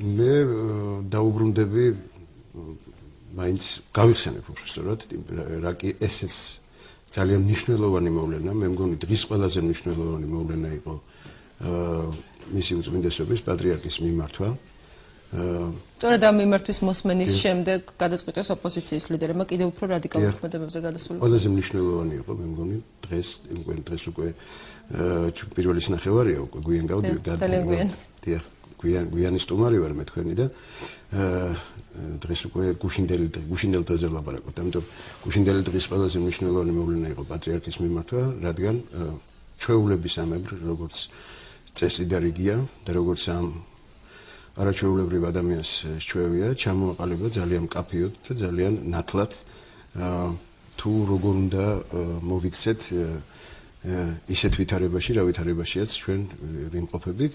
მან გააკეთა გარკვეული ისტორიული წიაღსვლაც და ასევე ძალიან მკაფიოდ განმარტა რა შედეგები გამოიღო თქვათ ძალადობრივი გზით ხელისუფლებების შეცვლამ და კიდევ ერთხელ მოგვიწოდა თითოეულ ჩვენთაგანს ყველა მოქალაქეს მიუხედავად ჩვენი სტატუსისა და მიუხედავად ჩვენი პროფესიისა ურთიერთგაგებისკენ, ურთიერთპატივისცემისკენ, ერთსულოვნებისკენ, იმიტომ რომ ამ ვითარებიდან ერთსულოვნების, ურთიერთგაგებისა და ურთიერთპატივისცემის გარეშე გამოსვლა არის ძალიან ძნელი. რა თქმა უნდა, მე შორს ვარ იმ მოსაზრებისგან, რომ არის ჩიხური სიტუაცია. კვლავ პატრიარქს დავესესხები, მას ერთ-ერთ გადაგებაში ნათქვამი აქვს, რომ არ არსებობს ჩიხური სიტუაცია. არ არსებობს კედელი. ყოველთვის არსებობს გზა, რომელმაც შეიძლება მაგრამ ვითარება არის საკმაოდ მწვავე ბატონ ზაალ. დიახ, არა, მე იცით რა, მე მაინც გამოუსწორებელი ოპტიმისტი ვარ და მე მჯერა ზოგადად ადამიანის გონიერების. ღმერთმა ჩვენ აზროვნების უნარი მოგცა. მაგრამ ხშირ შემთხვევაში ჩვენ ამ უნარს არ ვიყენებთ. თუ თითოეული ჩვენთაგანი და ის ადამიანები, რომლებიც აი კონკრეტული მაგალითი ავიღოთ, თქვათ რკინიგზო მაგისტრალს კეტავენ და არაძლევენ საშუალებას, რომ მატარებლები გავიდნენ ან გადაადგილდნენ თბილისის ცენტრალურ სადგურში. თუ ის ადამიანები ხა გონიერებას მოუხმობენ, დაფიქრდებიან, თქვათ რა საფრთხის წინაშე აყენებენ ქვეყანას. რა საფრთხის წინაშე აყენებენ ასეულ ათასობით ადამიანს. მაგრამ ოპოზიცია ამბობს, რომ ამაზე სრული პასუხისმგებლობა ეკისრება ხელისუფლებას, რადგან ხელისუფლებამ თავისი პოზიციით და თავისი გადაწყვეტილებებით მიიყვანა სწორედ საქმე აქამდე. მე ამ მოსაზრებას ნამდვილად ვერ დავეთანხმები, იმიტომ რომ არის ძალიან მნიშვნელოვანი თემები შეთავაზებული სწორედ ხელისუფლების მხრიდან მოსათათბირებლად და ანუ რაღაც გარკვეული შეთანხმების მისაღწევად. ეს თემები არის ჩემი აზრით და არ ამგონია რომ მხოლოდ მე ვფიქრობდი ასე. მე გულისხმობ მოქალაქეებს, მოსახლეობას საქართველოსი, იმიტომ რომ ეს არის ფუნდამენტური საკითხები. ფუნდამენტური საკითხები. საკონსტიტუციო რეფორმა ფუნდამენტური საკითხია, საარჩევნო გარემოს შექმნა არის ფუნდამენტური საკითხი. სასამართლო რეფორმა არის ფუნდამენტური საკითხი. მაგრამ არასაპარლამენტო ოპოზიციისთვის ფუნდამენტურ საკითხთა ნუსხაში პირველ რიგში დგას პრეზიდენტის გადადგომა და ვადებელი არჩევნები. პერსონის ცვლილება მე არ ამგონია რომ იყოს ფუნდამენტური საკითხი. ქვეყნისთვის და კიდევ მეორე ასეულ ათასობით და მილიონობით ადამიანისთვის ფუნდამენტური საკითხი არის რომ ქვეყანაში ერთხელ და სამუდამოდ აი კონკრეტულად საარჩევნო გარემოს შექმნაზე, საარჩევნო კოდექსის შეცვლაზე რომ ერთხელ და სამუდამოდ მივახციოთ იმას რომ საქართველოში ჩატარდეს არჩევნები და ამ არჩევნების შემდეგ გამარჯვებულმა მიიღოს ის რაც მას ეკუთვნის და დამარცხებულმა მიულოცოს მას გამარჯვება. ჩვენ ვისწრაფვით ეს ალბათ მხოლოდ საარჩევნო კანონმდებლობის დახვეწა ვერ მოიტანს ასე შედეგს ბატონზალ, ალბათ პოლიტიკური კულტურის დონეზეც მიუთითებს ეს ყველაფერი. პოლიტიკური კულტურის განვითარებას უწყობს ხელს სწორედ ეს იგივე საკონსტიტუციო რეფორმა, იქ შტოები, სახელმწიფო შტოების სწორი გადანაწილება, დაბალანსება ამისი. მე მაგალითად ძალიან მომეწონა მოსაზრება საკონსტიტუციო ჯგუფის თავმჯდომარისა ბატონი ავთალდინ დემეტრაშვილის, რომელიც გახლავთ არაჩვეულებრივი ბრწყინვალე მეცნიერი კაც, რომელსაც აქვს თეორიული გამოცდილებას და პრაქტიკული გამოცდილებას, როდესაც მან ბრძანა, რომ ჩემთვის ძლიერი პრეზიდენტი ნიშნავს ძლიერ არბიტრს. ანუ ადამიანს, რომელიც ესე იგი არეგულირებს ურთიერთობას სახელმწიფო შტოებს შორის.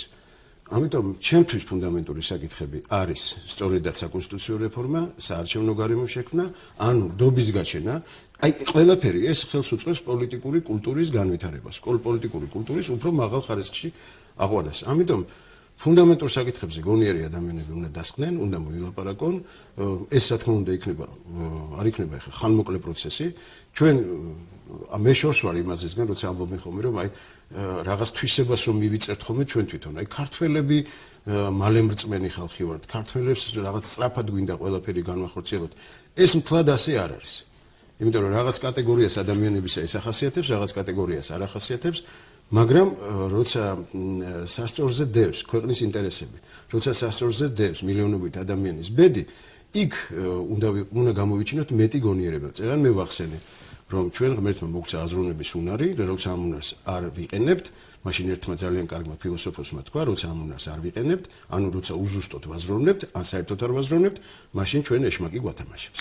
ბატონზალ, ჩვენ საუბარი დავწყეთ პატრიარქის დღევანდელი ქადაგებით და მოდი ისევ დავუბრუნდეთ. პატრიარქის ქადაგება შეიცავდა განცხადებას, მოწოდებას არ დავარქმევ, რომ დროა ყველა მოეგოს გონს და მათ ისწავლონ ერთმანეთის მოსმენა. ჩვენი გადაცემის წინასწორებთან ვსაუბრობთ, რომ ეს არ არის პირველი, რაც ჩვენ მოვისმენთ უწმინდესისგან, რომ ერთმანეთის მოსმენა უნდა ისწავლოს ყველა მხარემ. არის თუ არა ეს ასე ვთქვათ, პირდაპირ მინიშნება ხელისუფლებისთვისაც, რომ დროა ხელისუფლებამაც ისწავლოს იმ ხალხის მოსმენა, იმ ოპოზიციის ლიდერების მოსმენა, გნებავთ, რომლებიც დღეს დგანა ქუჩაში. ცხადია, ბუნებრივია ეს რჩევა. რამდენად გამოთქვამს ამის გზატყოფნას ხელისუფლებამ, რამდენად ჩანს ამის მე გზატყოფნა? დაგეთანხმებით, რომ ამას ნამდვილად არ უნდა დავარქვათ მოწოდება, იმიტომ რომ ჩვენი ეკლესიის უმაღლესი იერარქი და საერთოდ ეკლესიის უმაღლესი იერარქები ასე ვთქვათ, მოწოდებებს არ აკეთებენ, არც განცხადებებს არ აკეთებენ. ისინი მრევლს მოძღურავენ, ისინი მრევლს ურჩევენ. თითოეული ჩვენთაგანი არის, ვინც მიიჩნევს თავს ქრისტიანად, არის მრევლი ეკლესიის, ხო, ქართული მართლმადიდებლური ეკლესიის მრევლი. არა ის გირჩევს და გეუბნება რომ ასე ჯობს ის გეუბნება ღმერთის სიტყვას. ამიტომ მე ვფიქრობ რომ ხელისუფლებასაც ეკუთვნის რა თქმა უნდა ეს რჩევა ხელისუფლებისთვის არის ეს ყველასთვის არის ეს რჩევა და რაც შეეხება მზადყოფნას იცით რა პროცესი უნდა დაიწყოს ესე მაგიდის ირგვლივ დასყდომის და დიალოგის და დიალოგი არ ნიშნავს მხოლოდ რაღაც ასე ვთქვათ უწყინარ და უმტკივნეულო საუბარს დიალოგი პოლემიკასაც ნიშნავს ძალიან ცხარე დებატებსაც ნიშნავს. მაგრამ თუ კი სანამ დაიწყება დიალოგი ბატონზალ ოპოზიციის ლიდერები ხშირად აპელირებენ იმას რომ ნდობა არ არსებობს ხელისუფლების მისამართი და შესაბამისად ისინი ვერ ისაუბრებენ იმ ხელისუფლებასთან რომლის ნდობაც არ აქვს და არ აქვს გარანტია რომ გარკვეულ შედეგს მოუტანს მათ ეს დიალოგი. იცით რა მაგ მოსაზრებასაც ვერ დავეთანხმები ერთი მარტივი მიზეზის გამო რომ იმიტომ რომ აი თქვათ დაიწყო დაუშვათ დიალოგი მე გულისხმობ აი ამ თემებზე რომლის შესახებაც მოგახსენეთ დაიწყო დიალოგი დაუშვათ და რომელიმე თემაზე შეთანხმებას ვერ მიაღწიეთ ან მიაღწიეთ პირიქით რა ესე იგი თუ პროცესია არ მიმდინარეობს ძალიან ძნელია წინასწარ ლაპარაკის როცა პროცესი არ არის დაწყებული როცა საუბარი არ არის დაწყებული როცა კონტაქტი არ ხორციელდება წინასწარ თქმა იმისა რომ მე ამ ადამიანს არ ვენდობ კეთილი უნდა ვინებოთ უნდა დავიოკოთ ნებები დავრდგუნოთ აი სწორედ ეს თქვა პატრიარქმა დავთრგუნოთ და დავიოკოთ ნებები დავთრგუნოთ ამ პარტავნება და არავიღოთ ჩვენს თავზე იმაზე მიტი რისი ზიდვაც შეგვიძლია მე მგონი ეს ძალიან ისეთი ძალიან ამაზე მეტად ამაზე სადად ამაზე მკაფიოდ და ამაზე ნათლად განმარტება იმისა რომ განეწყო მეორე ადამიანის მიმართ ისწავლო თქვენ ახსენეთ სიტყვა ისწავლო მოსმენა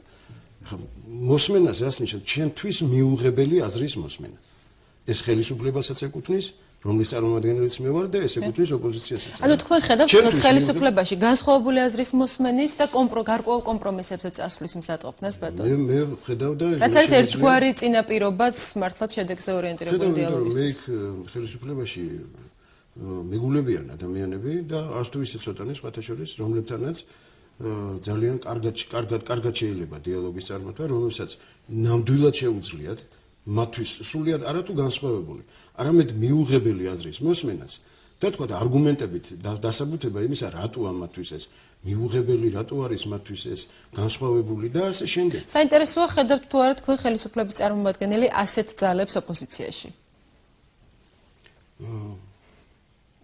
უნდა გამოგიტყდეთ, რომ ახლა რა შტაბეშტილებაც მრჩება მთელი ამ პერიოდის განმავლობაში. მე ვერ ვიტყვი რომ იქ მრავლად არიან ასეთი ადამიანები, მაგრამ ყოველ შემთხვევაში მე ვხედავ ამ რესურსს, მე ვხედავ რამდენიმე ადამიანს, რომელსაც აი მშვიდად რომ დავსხდეთ და მოусმინოთ ერთმანეთს. რატომ მე არ მგონია რომ ეს არიან ის ადამიანები, ვინც ამბობენ რომ დიალოგი არის აუცილებელი ბატონზაო. რა თქმა უნდა, ეს ადამიანები მე არ მინდა მათ გულწრფელობაში ეჭვი შევიტანო. როცა ადამიანი ამბობს რომ მე მინდა დიალოგი, მე მინდა მჯეროდეს რომ მას მაგრამ თუ კი ხელისუფლება მზად არის დიალოგისთვის, თუ კი ასევე ხელისუფლებაც ხედავს რომ ოპოზიციის რიგებშიც არიან ის ადამიანები, ის ძალები, რომლებსაც სურთ დიალოგი, მაშინ რატომ ვერ ხერხდება ეს დიალოგი? იცით რა არის ამის მიზეზი? მე მაინც მგონია რომ კიდევ და კიდევ ძნელია საერთოდ პოლიტიკას რო თავი დავანებოთ, ისე საერთოდ თითოეულმა ჩვენთაგანმა საკუთარ თავში რო ჩვენ თავს ჩაუღრმავდეთ რა ადამიანებს ძალიან გვიჭირს რაღაცის გადალახვა საკუთარ თავში ძალიან გვიჭირს არაერთხელ ვახსენე მე დღეს ძალიან გვიჭირს ემოციების და ნებების დაუკება და საერთოდ მიტინგები და ეს ქუჩის აქციები ეს მანიფესტაცია იქნება დემონსტრაცია იქნება თუ სხვა რამ საერთოდ დიდი მუხტის ემოციური მუხტის მატარებელია იქ ნებები ბობოქრობენ იქ ძალიან ძნელია მიტინგს თავისი წესები აქვს წარმართვის ასე ვთქვათ იქ შეკრებილ ადამიანებზე ზემოქმედების და ასე შემდეგ დიალოგი გაცილებით უფრო კამერულ და გაცილებით უფრო შვიდ გარემოში მიმდინარეობს და სადაც ნებები ბობოქრობს იქ იცით რა ძალიან ძნელია ამის გადალახვა და მე თან ძალიან ძნელია კიდევ იმის გადალახვა რომ ვინმე არ იფიქროს შენზე რომ შენ რაღაც შენ პრინციპებს უღალატე გულისხმობ თქვათ ოპოზიციის წარმომადგენლებს რომლებსაც სულთ დიალოგი და თქვათ ვერ ახერხებენ მაგრამ მე კიდევ მე ვარ გამოუსწორებელი ოპტიმისტი მე მჯერა ადამიანების გონიერების მე დარწმუნებული ვარ რომ და არ მინდა სიტყვა ადრე თუ გვიან ვიხმარო. მე ვთვლი რომ ძალიან სწრაფად ეს ადამიანები შეძლებენ იმას, რისი შეძლებაც ძალიან რთულია, დაიოკონ ნებები, დაფიქრდნენ იმაზე, თუ ასე განვითარდა მოვლენები, რა საფრთხეები ემუქრება ქვეყანას და დასხდებიან და შეხედავენ ერთმანეთს თვალებში. როგორ ფიქრობთ, როგორ შეიძლება განვითარდეს მოვლენები? ბოლო თვენახევარია, ხედავთ რომ მუდმივად მიმდინარეობს ოპოზიციის აქციები და ვითარება არ შეცვლილა. რა შეიძლება ველოდოთ მომდევნო დღეების, კვირების, თვის განმავლობაში? მე ვთხოვდი ყველას აბსოლუტურად იმ ადამიანებს, რომლებიც ამ საპროტესტო აქციებში მონაწილეობენ და იმ ადამიანებს, ვინც ამ საპროტესტო აქციებს წარმართავენ, რომ და იცით ეს თბილისის ცენტრში ხდება რა, თბილისში ხდება ეს ყველაფერი. თბილისის მოსახლეობა სხვათა შორის გაგებით მოეკიდა აი იმ პრობლემებს, რომელიც მათ შეექმნათ გზების გადაკეტვის გამო. ისინი გაგებით ეკიდებოდნენ ამას 1 კვირა, 2 კვირა, 3 კვირა, 1 თვე, 40 დღე. დღეს უკვე 58 დღეა. დრო არის უკვე ამ ადამიანები ასევე გაგებით მოეკიდონ თბილისის მოქალაქეების უფლებას, რომ ნორმალურად გადაადგილდნენ, ნორმალურად დაბრუნდნენ შინ, მოხუცები მივიდნენ პოლიკლინიკაში, ბავშვები მიიყვანონ საბავშვო ბაღში და ასე შემდეგ. იმიტომ რომ ეს არის რაღაცა ურთიერთობა უნდა იყოს, ხო? გაგებით ეკიდება თბილისის მოსახლეობა კიდევ მეორე ამ ხნის განმავლობაში. ეხლა დროა ისინიც გაგებით მოეკიდონ თბილისის მოქალაქეების უფლებებს. და ბოლო ინფორმაციას გავაცნობ მაყურებელს, ან ბოლო კითხვას დავსვამ ბატონ ზალ, რა ხდება ამ წუთებში კრინგის ცენტრალურ სადგურზე. როგორც ჩვენ შევიტყვეთ, თბილისი-ბათუმისა და თბილისი-ფოთის რეისი ვერ შესრულდა, ყოველ შემთხვევაში მატარებლები ვერ დაიძრნენ თბილისის ვაგზლიდან, ისევ გადაკეტილია სარკინიგზო ლიანდაგები და ვერც სატვირთო მატარებლები ახერხებენ ამ დრომდე მოძრაობას, ასეთია ბოლო ინფორმაცია რკინიგზის სადგურიდან. თუკი ოპოზიციამ ისევ გააგრძელა ამ სტილით მოქმედება, ანუ თუკი კვლავ გააგრძელდა სარკინიგზო მაგისტრალების გადაკეტვა, მათ დღეს ასევე თქვეს, რომ გადავკეტავთ აეროპორტის გზატკეცილს. რა ზომებს მიმართავს ასეთ შემთხვევაში ხელისუფლება? მე ისე მათ ვუწოდებ გონიერებისკენ, შეიძლება ეს უკვე ხშირად მიწევს ამის გამეორება და არა მხოლოდ მე, არამედ ბევრი იმ ადამიანს, ვინც ჩემსავით ფიქრობს და აფასებს და აანალიზებს ამ მოვლენებს, იმიტომ რომ დაფიქრდნენ კიდევ ერთხელ, გაიაზრონ ბოლომდე. ისინი საფრთხეს უქმნიან მთელ ქვეყანას, საფრთხეს უქმნიან ქვეყნის ეკონომიკას, საფრთხეს უქმნიან მთელი ქვეყნის ცხოვრების ნორმალურ კალაპოტში წარმართვას. იმიტომ რომ ამ ტიპის აქციებმა სისტემური ხასიათი მიიღო. ამ შემთხვევაში ცენტრალური მაგისტრალების გადაკეტვა ნიშნავს სასიცოცხლო არტერიების დაკეტვას. და ეს ნიშნავს ფაქტიურად ქვეყნის კოლაფში ჩაგდებას ამ სიტყვის პირდაპირი გაგებით. რა ზომებს მიმართავს ასეთ შემთხვევაში ხელისუფლება ბატონ ზალ? იცით რა, წესი და რიგით ასეთი რამ იმ ადამიანებმა, ვისაც რაღაცა ელემენტარული პასუხისმგებლობა გააჩნიათ და იმ ადამიანებმა, ვინც ფიქრობენ, რომ სულთ ამ ხელისუფლების შეცვლა და თავად ამ ხელისუფლებაში მოსვლა, ასეთი რამ არ უნდა გააკეთონ, იმიტომ რომ ეს ქვეყანა არ არის მხოლოდ დღევანდელი დღის, არ არის მხოლოდ გუშინდელი დღის, ამ ქვეყანაში ხვალაც უნდა ეცროვონ და ზეგაც უნდა ეცროვონ. კარგით, ასე დავასრულოთ გადაცემა, გამორიცხავს თუ არა ხელისუფლება მოვლენების ძალისმიერ გზით განვითარებას? ვიცით, ვერ გეტყვით, მე ყოველ შემთხვევაში დღემდე ყველაფერი მიმდინარეობდა ის ადამიანები, ვინც გამოხატავდნენ თავიანთ პროტესტს, თქვათ, არ არღვევდნენ. კი, რა თქმა უნდა, იქ იყო კანონის დარღვევა, არ შეიძლება თვენახევარზე მეტი ხნის განმავლობაში ცენტრალური მაგისტრალები კონდეს გადაკეტილი ლითონის კონსტრუქციებით. ეს აშკარა კანონდარღვევაა, მაგრამ ყოველ შემთხვევაში ახლა ამაზე მეტ კანონდარღვევას ალბათ როგორ გითხრათ ახლა ნებისმიერი ხელისუფლება ალბათ იფიქრებს იმაზე, რომ თქვათ რა ზომები მიიღოს, თუ კი ქვეყანას და კიდევ ვიმეორებ, ასეულ ათასობით და მილიონი ადამიანი შეექმნა საფრთხე. ძალიან დიდი მადლობა. გმადლობთ გადაცემაში მონაწილეობისათვის. თბილისის საკრებულოს თავმჯდომარე ზაალ სამადაშვილი გახდა ჩვენი გადაცემის სტუმარი. პირველი თემა დღესამით დასრულებულია. ჩვენი გადაცემა დღეს საკმაოდ ხანგრძლივი გამოვიდა. მეგებრ, მშვიდობებით, ხუთშაბათამდე დიდი მადლობა ყურადღებისთვის.